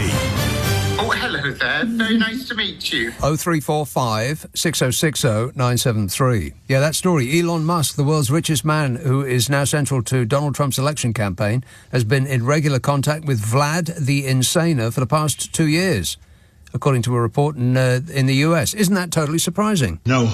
The Wall Street Journal, citing several in-post and former US, European and Russian officials, reported that the conversations between Elon Musk and Vladimir Putin ranged from the personal to the geopolitical and included a request from the Russian leader not to activate his Starlink satellite internet service over Taiwan as a favour to the Chinese leader and Putin ally Xi Jinping. The implications of a secret channel of communication between Musk and Putin are enormous for Western security. The Tesla tycoon is a key player in the US space program and has a high-level security clearance. His company SpaceX launches US national security satellites. His Starlink satellite communication system is critical to the war in Ukraine, and he runs one of the world's biggest and most influential social media platforms, X, which has provided a vehicle for Russian disinformation campaigns. But apart from that, is there any bad news? Yes. Yeah, lots of it, yeah.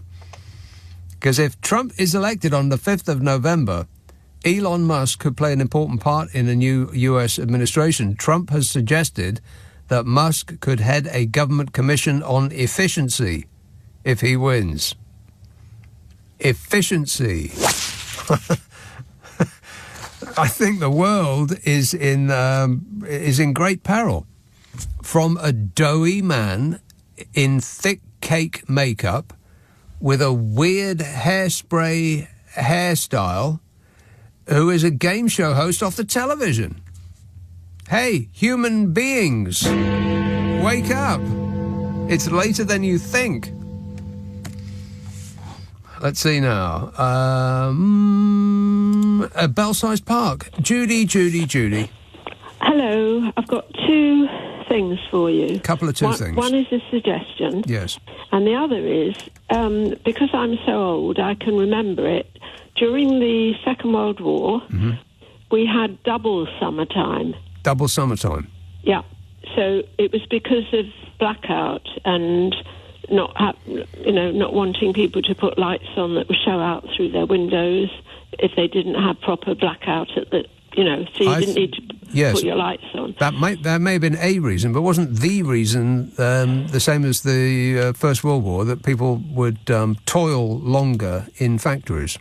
Well, I was only a baby, so I don't remember I wasn't so it wasn't toiling. none of that was your fault? I understand. No, but I do remember when towards the end of the war I was 5, and I remember playing out because we were evacuated into the countryside, and I was out in the fields till nearly 10 o'clock at night, and it was daylight. Yeah. So, but you're too young, you don't remember that? Well, I don't know. At the absolute peak of summer, it can be quite bright at 10. I wouldn't call it daylight necessarily. No, we had complete daylight. Complete daylight. At 10 o'clock in the evening. Well, that sounds marvellous, doesn't it? Now, I also have a suggestion for you. Yes, go ahead. You won't like it, but I think it's a very good suggestion. Right, well, I'll stop listening now. Go ahead. Tomorrow night, Clive is going to have to do 4 hours with his extra hour. An extra hour. So what I'm thinking is... Yes. And before you... No. No, you don't know what my suggestion is. Go on.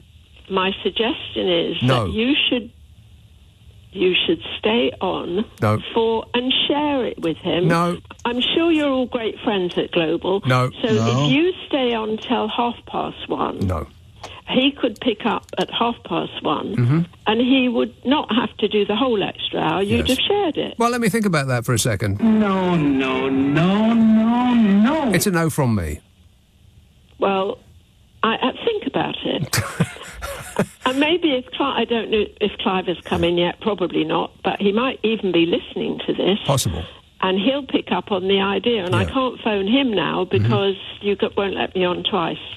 I'm going to have my my exit route cleared specially at 1 o'clock in the morning tomorrow, just so I can speed out of the building before anybody gets a hold of me. I'm going to cover myself in grease from head to toe so no one can catch me. That's really mean. Will they let me back on again after... They won't let me back on, will they? You are banned, Judy. Oh. Well, Clive, I hope you're listening, or maybe somebody else in the building will mention it to you if he comes in early. No, it's a no from me, Judy, and but I appreciate the suggestion. Don't just... Well, I can only protest now by switching off and not listening to the rest of the programme. Yeah, just don't ever listen to this show again, all right? And your figures will go down, whatever they call Raja or something. Yeah, by about 50%. Yeah. You said it, not me. Right, all right, good work. Thanks a lot, Judy. She's threatening me now. Can you believe that? Angus says, I am pleased we revert to GMT, whereby the sun is at its peak at midday. It's safer for Glasgow's school wains on dreich mornings and afternoons. If anyone, including a soft southerner, wants to have daylight later during the hours he or she is awake, the solution is simple. Rise from your bed an hour earlier or emigrate to Africa. Which sounds very much like, well, if you don't like it here, you get out of it. No, I don't want to get out of it. I'm sure that Africa has its delights. I just don't want to enjoy them, that's all. I'd rather be semi-miserable and damp here. Thanks all the same. I'm used to it. And Glasgow school weans on dreich mornings and afternoons. You don't get safer in the morning and the afternoon. It may well be lighter for an hour in the morning when kids may be going to school, but in the afternoon it will be dark. I mean, you get to pick one. It's either light in the morning or it's light in the afternoon. You don't get both. Doesn't matter how you set your clock. Them's the facts, Jack. When we go round the dark side of the sun, then that's what you get. And we have, mystifyingly, chosen to have light in the morning when you can't use an extra hour of light, as opposed to light in the evening when you can. I mean, who would go out there and enjoy a cold winter sun first thing in the morning? Nobody. Unless you absolutely had to. But you could go out and enjoy a cold winter's afternoon walk in the evening. I mean, that actually sounds pretty good, doesn't it? The crunch of leaves underfoot. All that stuff. Michael in Hove says, please, Nick, what you know about bedroom tax, as I was promised by door to door that Labour would get rid of this tax for disabled people disabled like myself, says Michael from Hove, who should have read the text before he sent it. I don't know nothing about bedroom tax. Guido in East Dulwich says, Trump can't be a fascist. Fascism believed in a state-controlled economy. Trump is a reactionary neocon with no ideology, but the belief only to promote himself. Well, you don't have to subscribe to all the tenets of fascism to be a fascist. Tricia in Rhode Island says, Nick, I listen to LBC to escape our US politics. Things are bad enough here. Please go back to talking endlessly about bodge. Yeah. Wait a minute. Yeah, well, give me a couple of weeks and maybe I'll get back to that. Yeah. I understand your pain. I mean, it must be absolutely awful because in this country, the election campaign is a matter of weeks, like 6 weeks, 2 months tops. In America, it's 4 years. I mean, literally. And as it builds up to a crescendo, as it must be on American TV and radio now, it must be... They must go away for an ad break and 6 minutes of having your head pounded by both camps later, you'll come back to your show. It must drive the American public do-lally. Maybe that's why so many of them are undecided. They're punch drunk. This text says, Trump's latest rallies feel less like political events and more like he's auditioning to play himself in a made-for-TV movie. The next thing you know, he'll be handing out Trump wigs as campaign merch. Make hair real again. Yeah. This says, I think Trump might have hit on something with this endless election tour. Just think, never a dull moment, no plot holes he won't gloss over, and the drama is as consistent as the tanning lotion. It's like he's campaigning for the role of most persistent character at the reality TV awards. That sounded like two thoughts from the same brain. And this text says, apparently Trump's strategy is to make every legal battle look like a triumph. His supporters call him a warrior. I just think he's got an excellent frequent flyer account at the courthouse. Yeah, I mean, ordinarily I would be amused, but at the moment I'm alarmed. I think I've decided to be alarmed. A little bit. 0345 6060 973. This text says, don't you just hate it when you can't manage to sneeze? I blame Meghan Markle. Yeah. When will you stop interfering with my nasal business, Meghan Markle? No! And this says, just made a cup of tea. It was about to pour the milk in. I sniffed it and almost puked due to the yogurt smell. Is there nothing Meghan Markle will not do for attention? Why can't she just leave us alone? 0345 6060 973. Friday, Saturday, Sunday night at 10. Nick Abbot, LBC. on your radio, on Global Player, and Play LBC. leading Britain's conversation. This is LBC.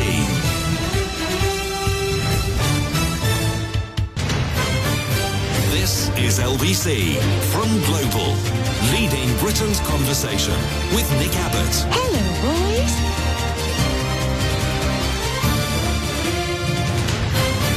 What are you talking about? Oh, you know, this and that. Maria in Watford says, during the Jurassic period, Glasgow was positioned on a latitude where the Mediterranean Sea is today and had a warm and subtropical climate, if you can believe that.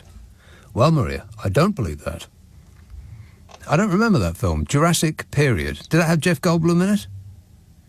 This text says, it seems like most of the media are insisting that the new Labour government must fix everything that is wrong with the country by next week, without raising any taxes and without ever again mentioning the mess that the Tories have created over the past 14 years. This might be a controversial view, but I think that's a rude word that James cleverly used to describe the Rwanda plan. Yeah. Yes, I think that's just about right. Most of the media are insisting that the new Labour government must fix everything that is wrong with the country by next week without raising any taxes and without ever again mentioning the mess that the Tories have created over the past 14 years. Correctamundo. Now, the people who are writing this bilge in the press, they know that they're being unreasonable, but they feel that their readership doesn't know that they're being unreasonable. That's what they're counting on. They're counting on their readers being idiots, essentially. And their readers do keep obliging them in that regard. Brad says, evening, Nick. Shocked this week to hear Nigel Farage's fury at Labour volunteers campaigning in the USA as they, quotes, insulted the incoming Trump administration. Uncle Nige didn't have an issue when he was doing the exact same thing for Trump, though, did he? No, he did not. He's a nutcase, says Brad. I'm a nutcase. Well, he says he's a nutcase, so you're on safe territory there, Brad. Yeah, I mean, it's just absolutely comical. What is he talking about? He's not a serious person, is he? And yet he managed to get people to vote for him. Why? Why? Has your life improved, you good people of Clacton, since you elected that man as your leader? Have you actually seen him? Has he been round your way? David says, hi, Nick. As recommended by you and Carol McGiffin, I watched Team America World Police today. It is a fantastic film and has the funniest scene in a movie containing the line, of course you're not interested, there's the door. Of course, screwed it up. Of course, if you're not interested, there's the door. I'm still laughing about it hours later, says David. I thoroughly recommend that you watch Team America World Police. It's just very, very funny. It's also quite old now, but there's always people who haven't seen things or haven't heard things, and that should be at the tip-top of most of your list. Also, watch Idiocracy. And Don't Look Up. Don't Look Up is a classier film. Idiocracy is a little more stupid, but they're both funny, and they both used to be comedies about the future. Now they're documentaries about the present. Idiocracy. I can be more presidential than anybody. Like that idiot. Coco says, what really gets on my nerves is hipsters wearing tiny little beanies. What's all that about? Well, Coco, I could ask you the very same question. What's all that about? Where did that come from? What really gets on my nerves is hipsters wearing tiny little beanies. What's all that about, says Coco. Back in my day, he or she says beanie hats were long and draped around the back of your neck. There was enough hat to swing a cat. Income tax might be going up, but the beanie hats are going right down the pan, says Coco, who really is addressing the issues of the day. Let's have a call in Oldbury, Ranges. Hi, Nick here. Yes, very good, thanks. Yeah, talking about Uncle Nige, yeah. Mm-hmm. I think I've seen it on one of the TV channels. He's standing opposite Donald Trump. Yes. And saying, you know, he's got his cap on, Donald Trump has. He's the bravest, the most influential person, and I think he looks like the same stage as where he got shot.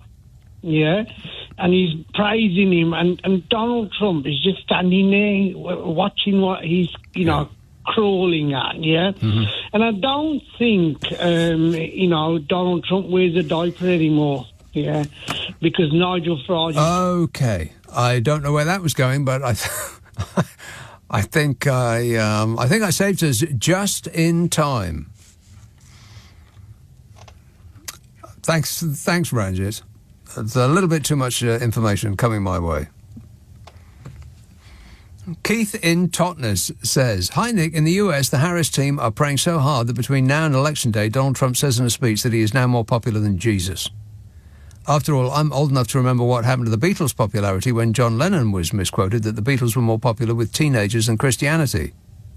Yeah, I don't think it matters. They've joined a cult. If Donald Trump said in a speech that he is more popular than Jesus, all of those pretend Christians around him would say, yes, that is quite right.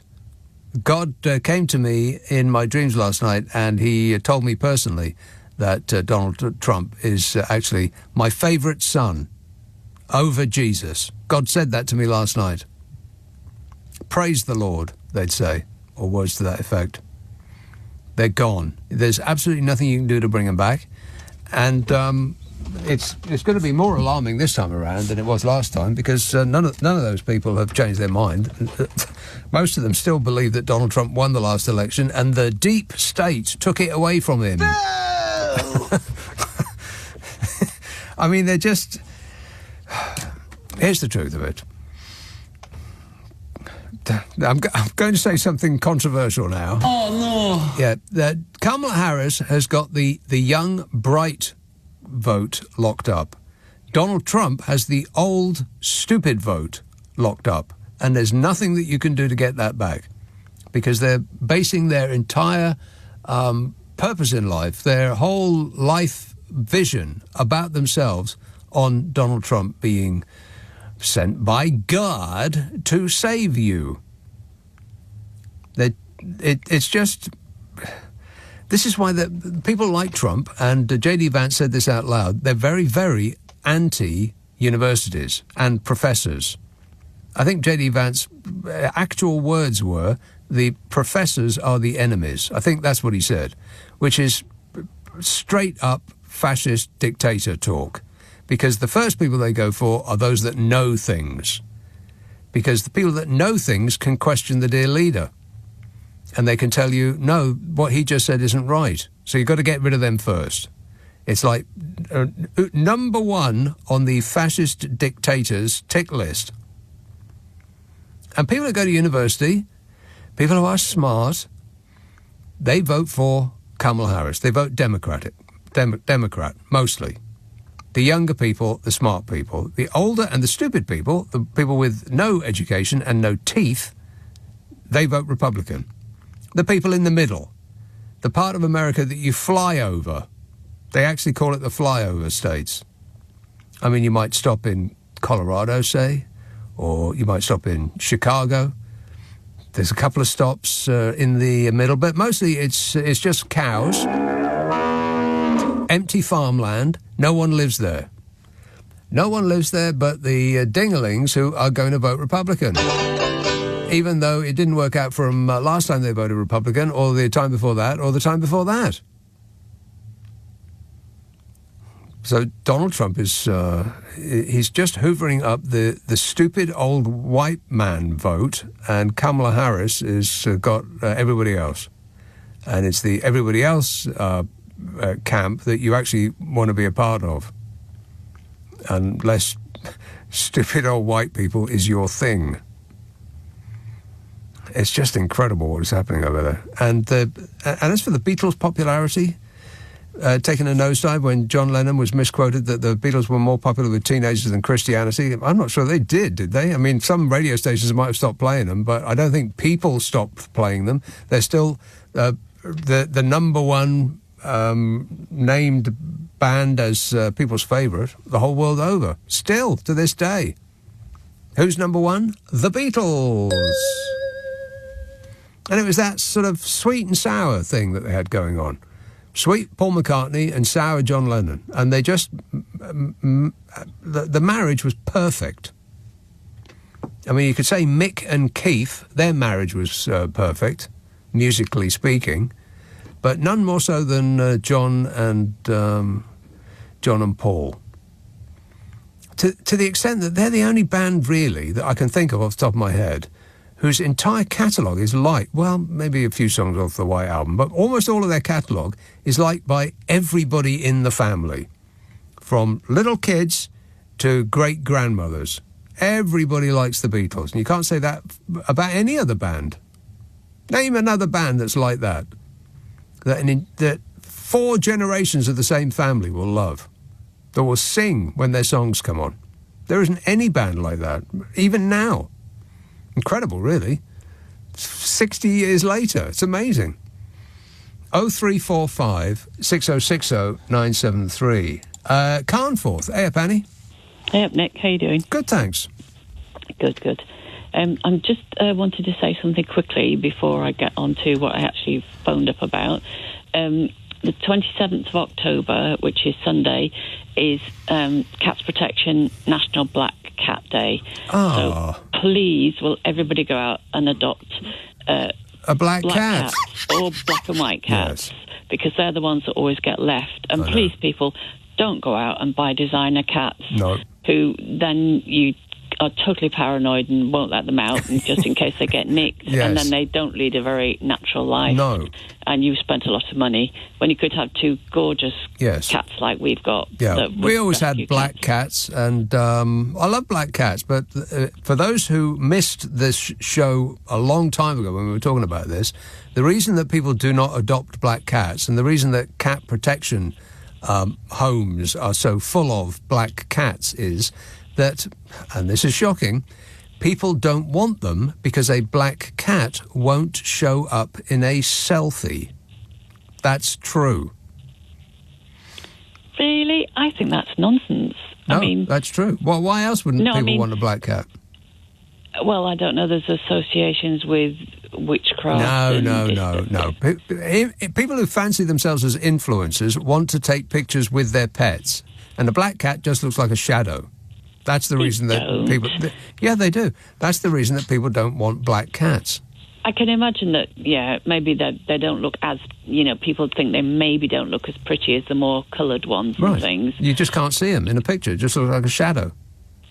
Yeah, I'll have to send you some pictures of ours. No, don't. They do have white bits on them, but they're very visible. Anyway, so please adopt black cats and black and white ones. They're always the ones that get left. And put a bell on them or something like that, because we want to protect the birds. Because those cats, not those cats particularly, but cats in this country chew through, and I can't remember the exact number, so I'll make it up, 100 million birds a year. Can you believe that? Yes, I mean, our one has got a bell on. The other one actually will not wear a bell. She gets really depressed. Oh. Yeah, she won't have it. But I found when we had some very voracious hunters that to put 2 bells on, because then they really clatter, they can't stalk. But it's whether your cat will tolerate having 2 bells hanging around their neck. It must be very annoying, because their whole thing is stealth. Yes. So, I don't know. Some cats will tolerate it and some won't. But they are. I tell you what, our cats will be very fed up with the clocks going back and so am I, but because they get grounded from their tea time, which is about 4:15. From Sunday, they won't be allowed out because I don't like them going out in the dark. Right. But they like that, though, don't they? Cats like going out in the dark and... They do, but it's the most common time for them to be run over, especially black ones. Right. So, once it starts getting really dark early, they get grounded and, they will be punching the cat flap and growling at it and spitting at it for a while. They'll get used to it. Right. But anyway, that's not what I rang you. I rang you up about Sadria saying, being asked about what's the definition of working people. I think obviously at the moment it's to do with the budget and everything, but I think my politicians, not just Labour but Tories as well, always use that term, is because they have to they're kind of putting a kind of sort of making it like a really good thing seem like a really, I'm sorry, I'm really tired tonight, like bigging up being working as opposed to these awful people that don't work, and that includes pensioners, disabled people. Yeah, well, he ain't including those. Yeah, and also just people who can't get jobs and whatnot. Right. So, they are definitely, they're definitely not talking about working class people. Right. Because, well, they never mention it. Labour never mention working class people anymore because that's too socialist. They mention working people. Do we have to divide them into class? Where does working class stop and middle class begin? That you get into that conversation. But I think what he was saying is that people who gain an income from stocks and shares, why shouldn't they be taxed in the same way as people who actually get up at 6 o'clock in the morning and have to go out and get the bus in a pouring rain and then go to the factory or whatever it is and work 12 hours and then go home? Why should people who do nothing get a break? Oh, yeah, I absolutely agree with him on that. But I think they've been using this term way before all this business just recently surrounding the budget. I just think it's a way of, particularly when Osborne and Cameron were in, and they really started to go for people on benefits. It's to separate people who are working from people on benefits, and but not with this government. I don't think. I don't buy that. No, I think that he's just trying to come up with some sort of definite, because people are like, what's in the budget? What's in the budget? What's in the budget? Oh, for God's sake! I'm not going to tell you what's in the budget, but he has to come up with something, doesn't he? Because the interview is underway and the camera's pointing at him, and so he's trying to differentiate those who work and those who are so rich that they don't have to do anything. They just enjoy the appreciation of their assets. Oh, yeah, no, definitely at the moment that's what the context of it is. But I still think it's just a way of dividing people into the good people, in inverted commas, who work, and the other ones that, I do think, I don't buy that. They are going for disabled people. They've said it even before the election that there's far too many people on long-term sickness benefit, and that's why there's all this nonsense about giving obese people who are out of work injections, and, rocking up at psychiatric wards and saying, oh, hi there, would you just like to have a bit of job coaching while you're suffering a psychotic incident, you know what I mean? Episode. Well, I don't really buy that either. They're not monsters, but they're being written up as though the worst possible outcome of any of their pronouncements is what is expected. But he hasn't. I don't think they've said any of those things. And plus, there's only about a week to go, less than that. Let's just find out what's in the budget, and then we can complain about it afterwards. How does that sound? Well, yes, except that I don't think the stuff about disability benefits will be in the budget, possibly. That's just something they'd already talked about, before the election. So that's coming down the line anyway. Although they may say something about benefits, but who knows? Okay. Anyway, not really looking forward to it, but... Yeah. There's nothing we can do about it. It's going to come anyway, whether you look forward to it or not. All right, thanks a lot, Annie. Leading Britain's conversation, Nick Abbot. Alexa, send a comment to LBC. What in places goes on inside that head of yours? Dave in the northeast, which is very vague, texts, now the US of A founding fathers deemed that the vice president counts the votes at the Electoral College in the capital. So does this mean that Kamala will be in charge of counting all the votes between herself and Trumpy? I wonder how the Trumpies will react to that. Well, they will react differently depending on the outcome. If it's a Donald Trump win, then they'll be beside themselves. If it's a Kamala Harris win, then I would duck and cover if I were you. This says, Nick, if your idea not to turn the clocks back in the UK is enacted, it will be a complete disaster for me. I live in France and we turn the clocks back too. How would I know what time to tune in if your wacky idea is accepted and the UK is not in sync with Europe? I thought that Europe... You remember Europe, don't you? Yeah, that's them. I thought that they were planning on not doing this anymore. What happened to that? Somebody should look into that very strongly. Very strongly we're going to be looking into that. Dave says, Nick, President Zelensky must be biting his fingernails to the bone at the outcome of the presidential election. Well, President Zelensky is a very busy person. He's probably got people biting his fingernails to the bone. He'll have that outsourced. Don't you worry about that. Let's have a call in Glasgow. Al. Hi. Al. Right, two things. Just coming from what you were saying to your previous guest about cats, I think the reason why people don't are less likely to rescue black cats is because they don't look so good on Instagram. I just said that. I just said that. Yeah. I didn't catch you saying that. Right. But, I've heard that too. Yeah.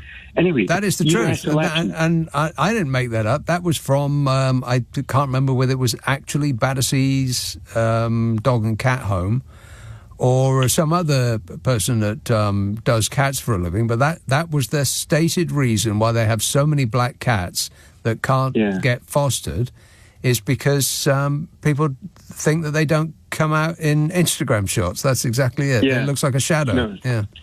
No, I think that's true. Anyway, US election. Yeah. I kind of forgotten anything that's gone on in the UK because I've just been spending all my time listening to broadcasts and, YouTube channels and things about US election, and Ukraine is the other one that I think is really important. Right. But, okay, you could ask, well, how could anyone possibly vote for Trump? But one thing really flabbergasted me the other day was John Bolton. Mm-hmm. He was I think he was the national security advisor to Trump. Right. And he has been really, really critical of Trump. He just says he's a complete nutcase, should never be in power, all this kind of stuff.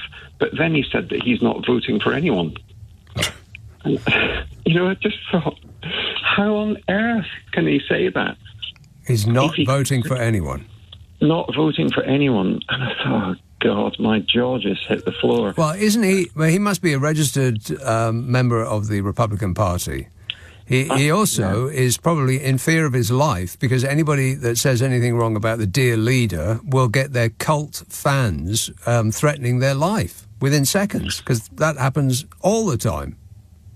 Yeah, but he's said so much against Trump already that, I think he would have had some, nasty threats. Yeah, but the thing is, Donald Trump has made it absolutely clear that anybody who is mean or nasty or who says bad things or who doesn't give him money when he wants it or who doesn't just flatter him up and down, he is going to get. I mean, we know that about him, and we've known that he's always like that. He even wrote it in his book. The only way that he can feel that he has won is if everyone else loses.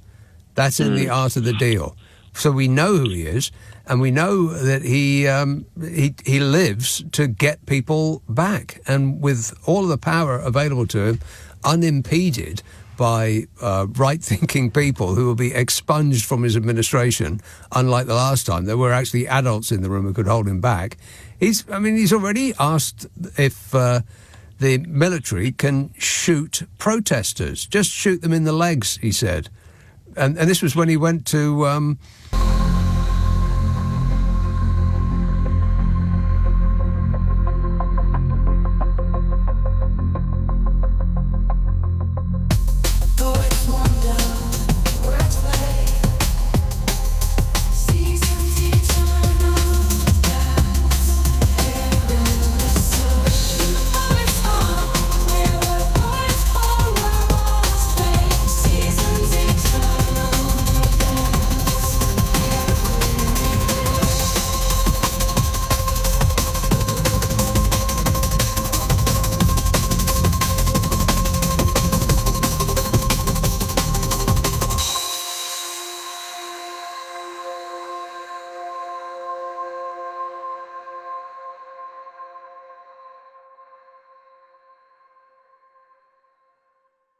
He went in front of that church and held up a copy of the Bible upside down, like that wasn't a sign.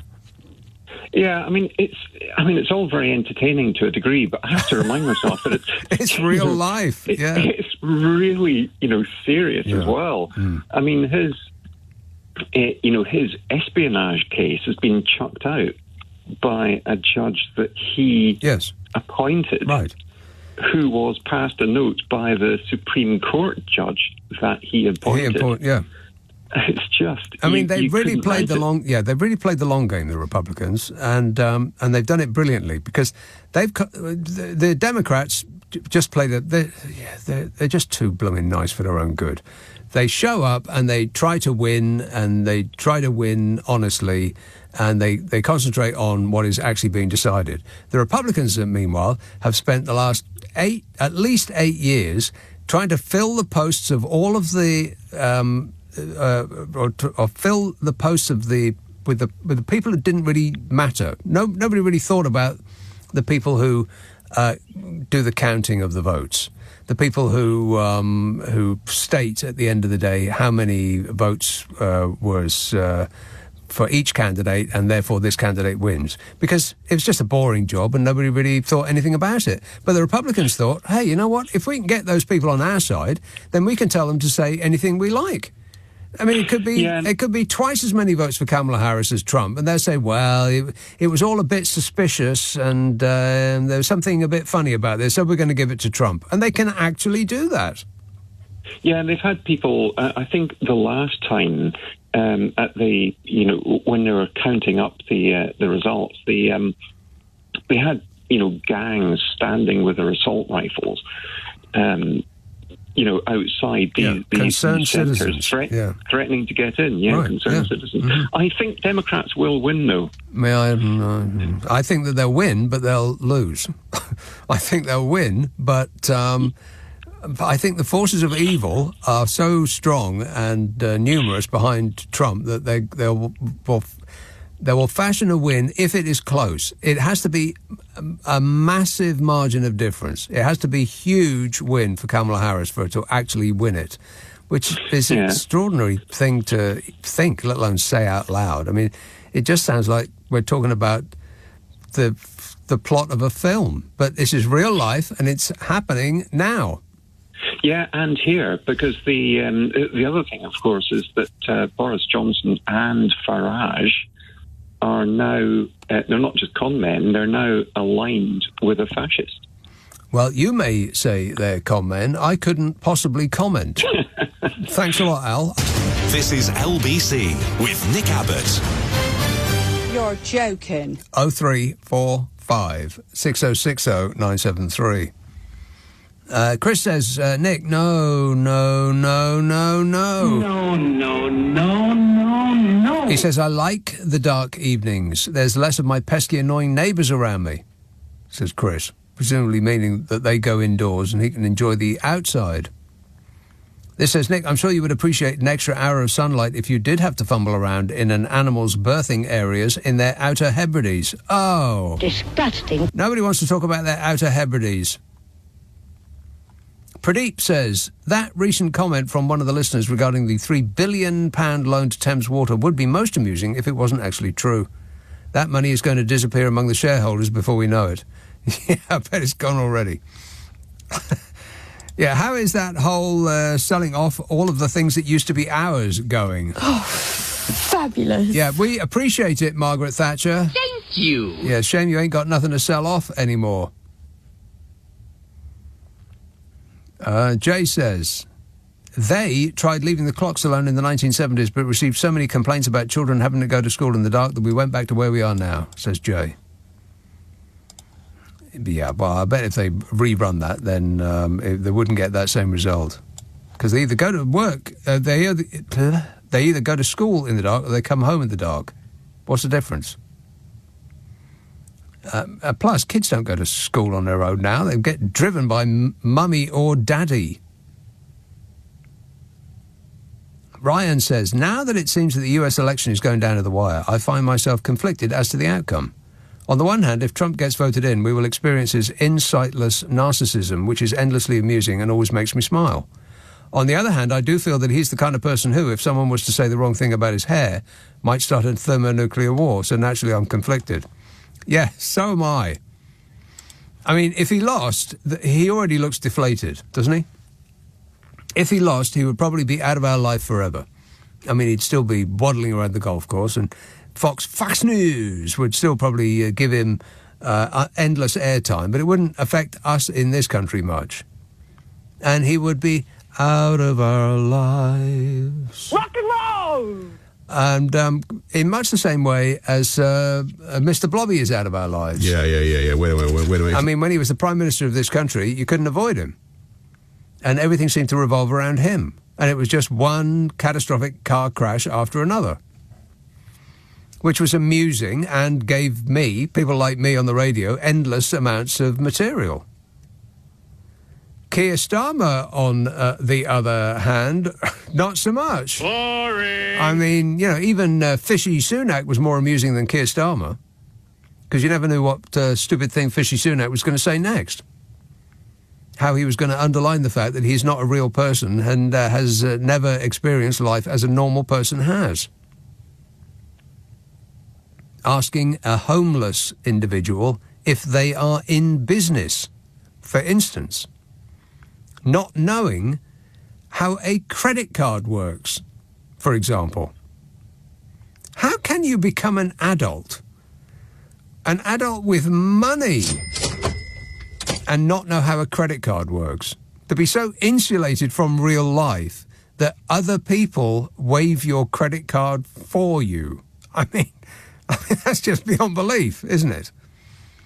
So, yeah, he was funny but awful as well. And Trump is funny and awful. I mean, never a dull moment, right? And Kamala Harris, on the other hand, I mean, she'll just be as boring as Keir Starmer.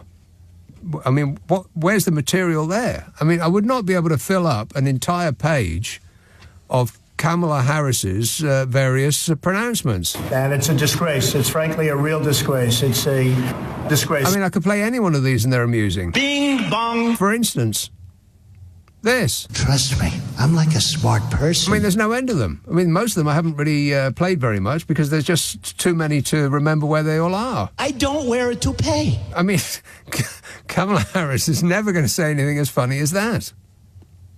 He's like Hitler with jokes. Except they aren't jokes. I mean, I know he's not Hitler, but he's Hitler adjacent. And they're not jokes. None of them are jokes, but they are funny. Like to punch him in the face. I mean, there's nothing funny about that, about the actual words that he's using. But because it comes out of his doughy mouth, it is funny. He doesn't even have to be saying anything for it to be amusing. Excuse me. Excuse him. So, I'm conflicted too. Because if Donald Trump gets in, I mean, the amount of material that I have will be just off the scale. I'll have to talk faster to fit it all in. And if Kamala Harris gets in, well, what am I going to say? Nothing. So, personally, I would, of course, like the forces of evil to be vanquished. Because, I don't want to live in part 3 of Lord of the Rings. But professionally, fingers crossed and hoping for the best. I'm thinking of striking America off my holiday list forever. It's just a little bit too for me. 0345 6060 973. Colchester, Judy. Oh, Judy. Judy. Too late. Sunbury, Darren. Oh, 2 in a row. Hello, oh, mate. no, nice to there speak you to are. again. There you are. Yes, Darren. Hello, mate. Nice to speak to you again. How are you? Good, thanks. I'll tell you what, mate. I work as a plumber. Well, I used to work as a plumber. I'm not going to speak to you about your personal plumbing issues, right? Or I'm going to blow a gasket. So I'm going to go on to a different subject, all right? My personal plumbing issues. Yeah, that's none of your business. That's between me and my doctor. Yeah, wait. Yeah, between me and you on Friday, Saturday and Sunday, yeah. Don't get me wrong. I'm not getting you at all. What are you talking about? Well, I'm not going to talk about your bathroom because that's not what I called up about. But you about the whole are thing about talking about my tradies using bathroom. Yeah, I do not want to get into it. Yeah, but pal. you got into it, though. You mentioned it in the first place. I hadn't mentioned my bathroom. You want to talk about my bathroom? What's my bathroom got to do with you?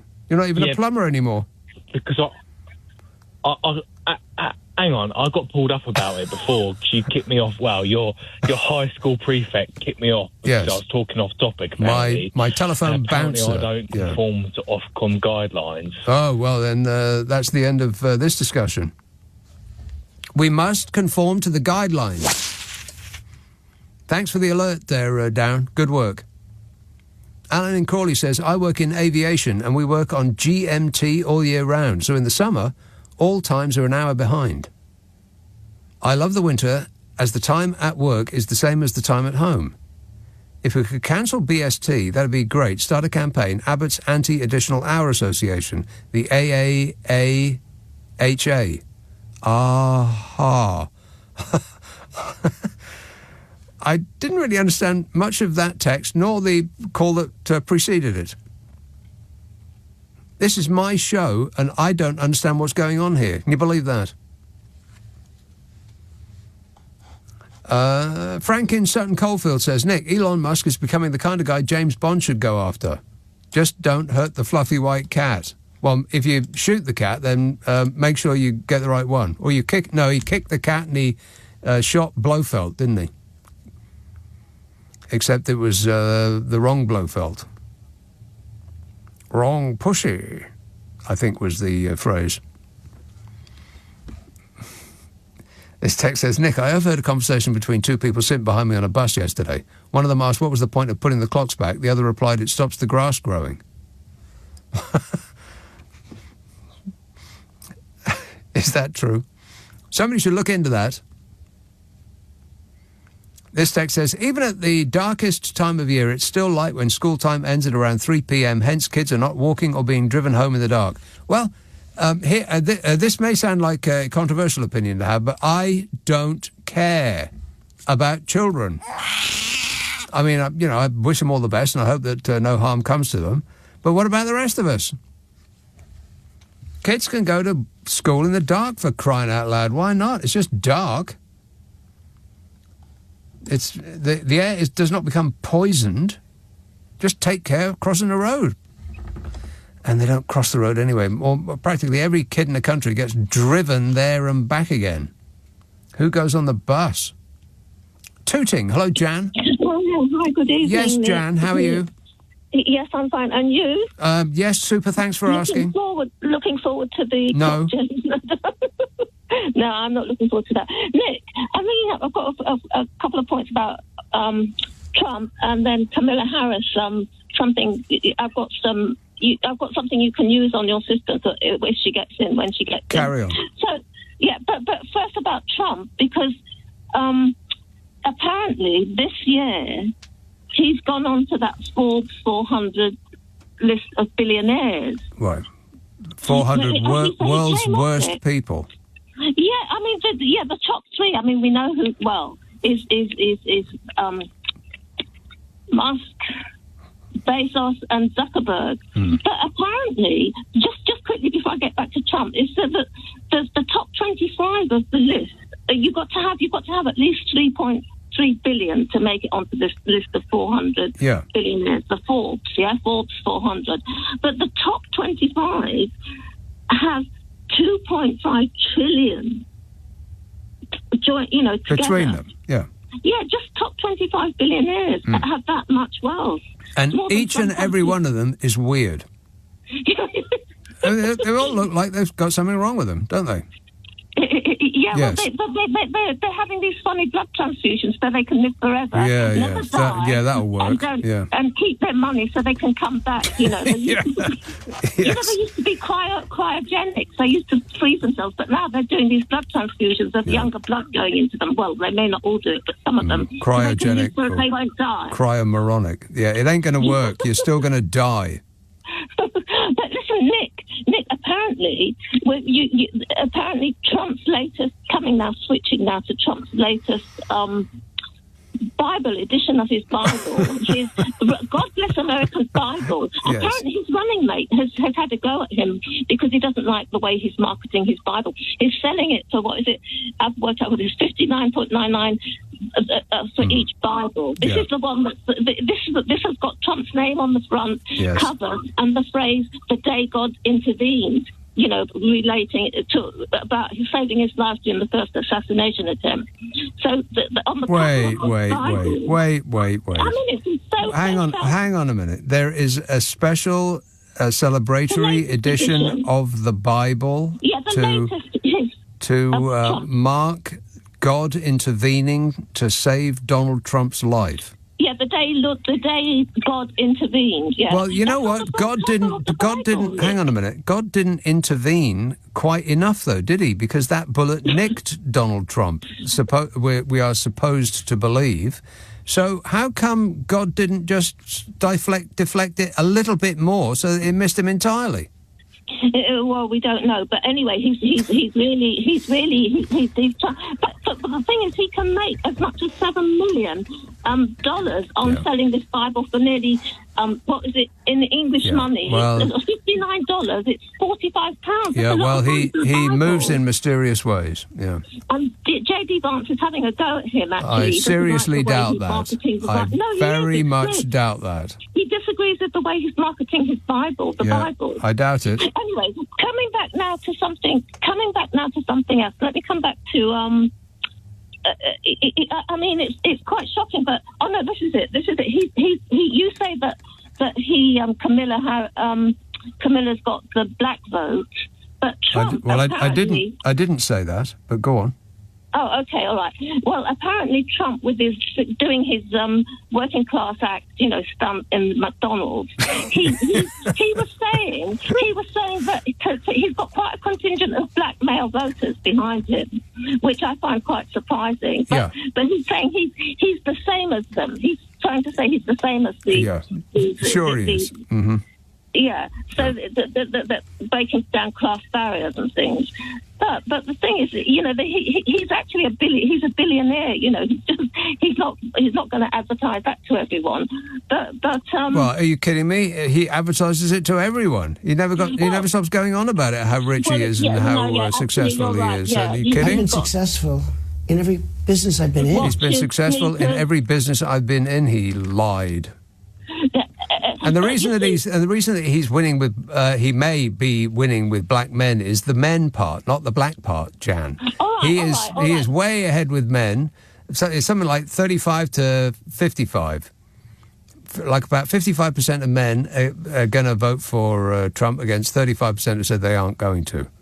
It's something like that. And it's the exact opposite with women and Kamala Harris. So women are going to vote for Kamala Harris, presumably because she's a woman, and men are going to vote for Donald Trump because they can't bring themselves to vote for a woman because that would make them, gay. That seems to be the thinking in a lot of American TV talk shows because they're hammering that over and over again. Oh well, you're not a real man if you vote for a woman. It's 2024, not 1924. Incredible. Anyway, Jan, got to go, but thanks for that. He's very, very successful with black men. I'm doing great with black men. Your husband is doing great with black men, Melania. I don't care. She's not that bothered. This is LBC with Nick Abbott. Call 0345 6060 973. Text 84850. Alexa, send a comment to LBC. Come on, we're running late. We are running late. This text says, why is everybody picking on Nigel Farage? He's the king of Europe, if you didn't know. I didn't until Donald Trump told us all. He's the king of Europe. The king of Europe. Yeah, that makes as much sense as anything else I've heard today. We've got a few idiots in our party. Even though he's the king of Europe, he still has a few idiots in his party. This text says, I'm going to say you're very wrong. People will vote for Trump because they know they're going to get more money in their pocket, not because they're stupid. Well, if people think that under a Trump presidency they're going to get more money in their pocket, then they are stupid. Or they are intelligent people who have come to a stupid conclusion. I mean, why would they think that? They've already got 4 years of experience to know that that's not true. And the subsequent 4 years and the previous 4 years to know that they had more money in their pockets under a Democrat than a Republican. But that's always been the case. What's remarkable is that people think it's the opposite of the truth. That's because the Republicans are just better at lying. Somebody actually did the maths. They investigated whether America is better off under Democrats or Republicans. And they took an imaginary investment of $10,000 in the stock market in the States. And they allowed growth to compound only during Republican presidencies. And then they did the same thing under Democratic presidencies. This is in the period since World War II. Well, no, actually it's the period from 1961 through to 2024. A period during which the Republicans held the presidency for 32 years and the Democrats held the presidency for 32 years. And assuming you invested $10,000 in the stock market and allowed growth to compound under only Republican presidencies, after 32 years, your $10,000 would be worth $105,000, which is pretty good. $10,000 would become $105,000 if you only invested it during Republican presidencies in the stock market in America. $105,000. If you did the exact same thing but invested it only during the 32 years of Democratic presidencies, you would have done pretty good too. And your $10,000 would not have grown to $105,000. It would have grown to $570,000. More than 5 times better off. And yet there persists this notion that economies do better under Republicans than they do Democrats, which is as much of a misperception as the economies in this country do better under Conservatives than under Labour, which is also incorrect. But people can't get that into their heads. It's one of the big lies. And once you've taken it on board, it's very difficult to unpick a lie. Once you believe it, then it's almost impossible to get you to see sense, essentially, because you've taken it and you've sort of pulled it into yourself. You've absorbed it as though by osmosis, and it becomes a part of you, part of your belief system, and nobody wants to have their belief system challenged. But I'm challenging it. Wake up, sheeple. It's later than you think. Ipswich. Hello, Emma. Hello, my fabulous human. How are you today? Emma, I am great, mate. I know. Can I first of all, right, you're in trouble for one thing. You know the nose picking thing. You went way too far. Oh, that was awful. And you just brought it up again, Emma. Yeah, but it was awful. But then you took it to DEFCON awful. Yes, you did. That whole flicking thing. Yeah, I apologise. I'm very, very sorry. I'm very sorry that I screwed up. Yeah, so sorry I screwed up. You were very, very naughty. Right, couple of 10 things. Mm-hmm. Do you remember the ladybird in my knife block? You don't. It was last week. Well, I've soaked it 3 times and I'm just getting debris falling out. I'm a little bit concerned it's making a nest. How can it still be in there? How can it still be in there? I want to flipping know that myself. Well, have you used... wait a minute. Have you used jet power or are you just topping it up with water? Darling, me and jet power is a very, very worrying thing. My legs have never been the same since jet power. I get the giggles way too much. I'm not adult enough. I'm technically supposed to be an adult, and I'm not enough for jet power. Right. But I may try it this week. Point number 1043. Get one of them... hang on a minute. Get one of them, the jet washer that you use to clean your pavement outside. You know, one of those, like industrial level strength. And just... point it at your knife block and blast away. It would hit up over the wall. Right. And I want you to video it and put it up on social media, whatever happens, all right? On YouTube. On YouTube, exactly YouTube. right, yes. Can I? Why is Ben Kentish having Sebastian Gorka on his show 4 times this year? Did he? I don't know. No, I can tell you with bad. absolute certainty that I don't want Sebastian Gorka on my show or anywhere near it. He's quite mental, isn't he? Well, I don't think you're allowed to say that, Emma, but he is special. Let's put it like that. And no doubt he will rile people up and get them to call in a state of high agitation. If I'd heard it, I would be seriously considering calling in myself. But, you know, I'm not the kind of caller that would probably get put through on air. Emma, gotta go. But thanks for that. Let me know what happens. If you make a video of your efforts to dislodge the ladybird from your knife block and put it on social media, I want you to send me a link straight away, all right? Promise me you'll do that. Ilford. Hello, Philip. Oh, Nick, yes, hello. Philip. Equalising the tax on unearned income with earned income. Yes. It's been a long time since anyone's phoned in on that. Yes. No, I'm all for that. You I'm all for that. have 40 seconds. Oh, yes, but no one ever talks about ISAs. If you're old enough and put 20k a year in, you will have £1 million tax-free. Yeah, tax-free. Yeah. And millions of people have £500,000 income tax and capital gains tax-free.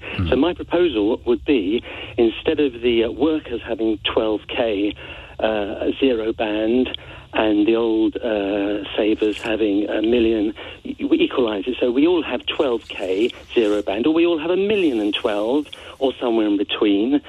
So that would be more fair. That's my point. Right. Well, it sounded like a maths lesson to me. And 1, 2, 3, 6 million. Would be what I would normally come out with, and then I'd have to see the teacher afterwards. Thanks a lot, Philip, for that explanation. And now we're all much clearer, yes? No.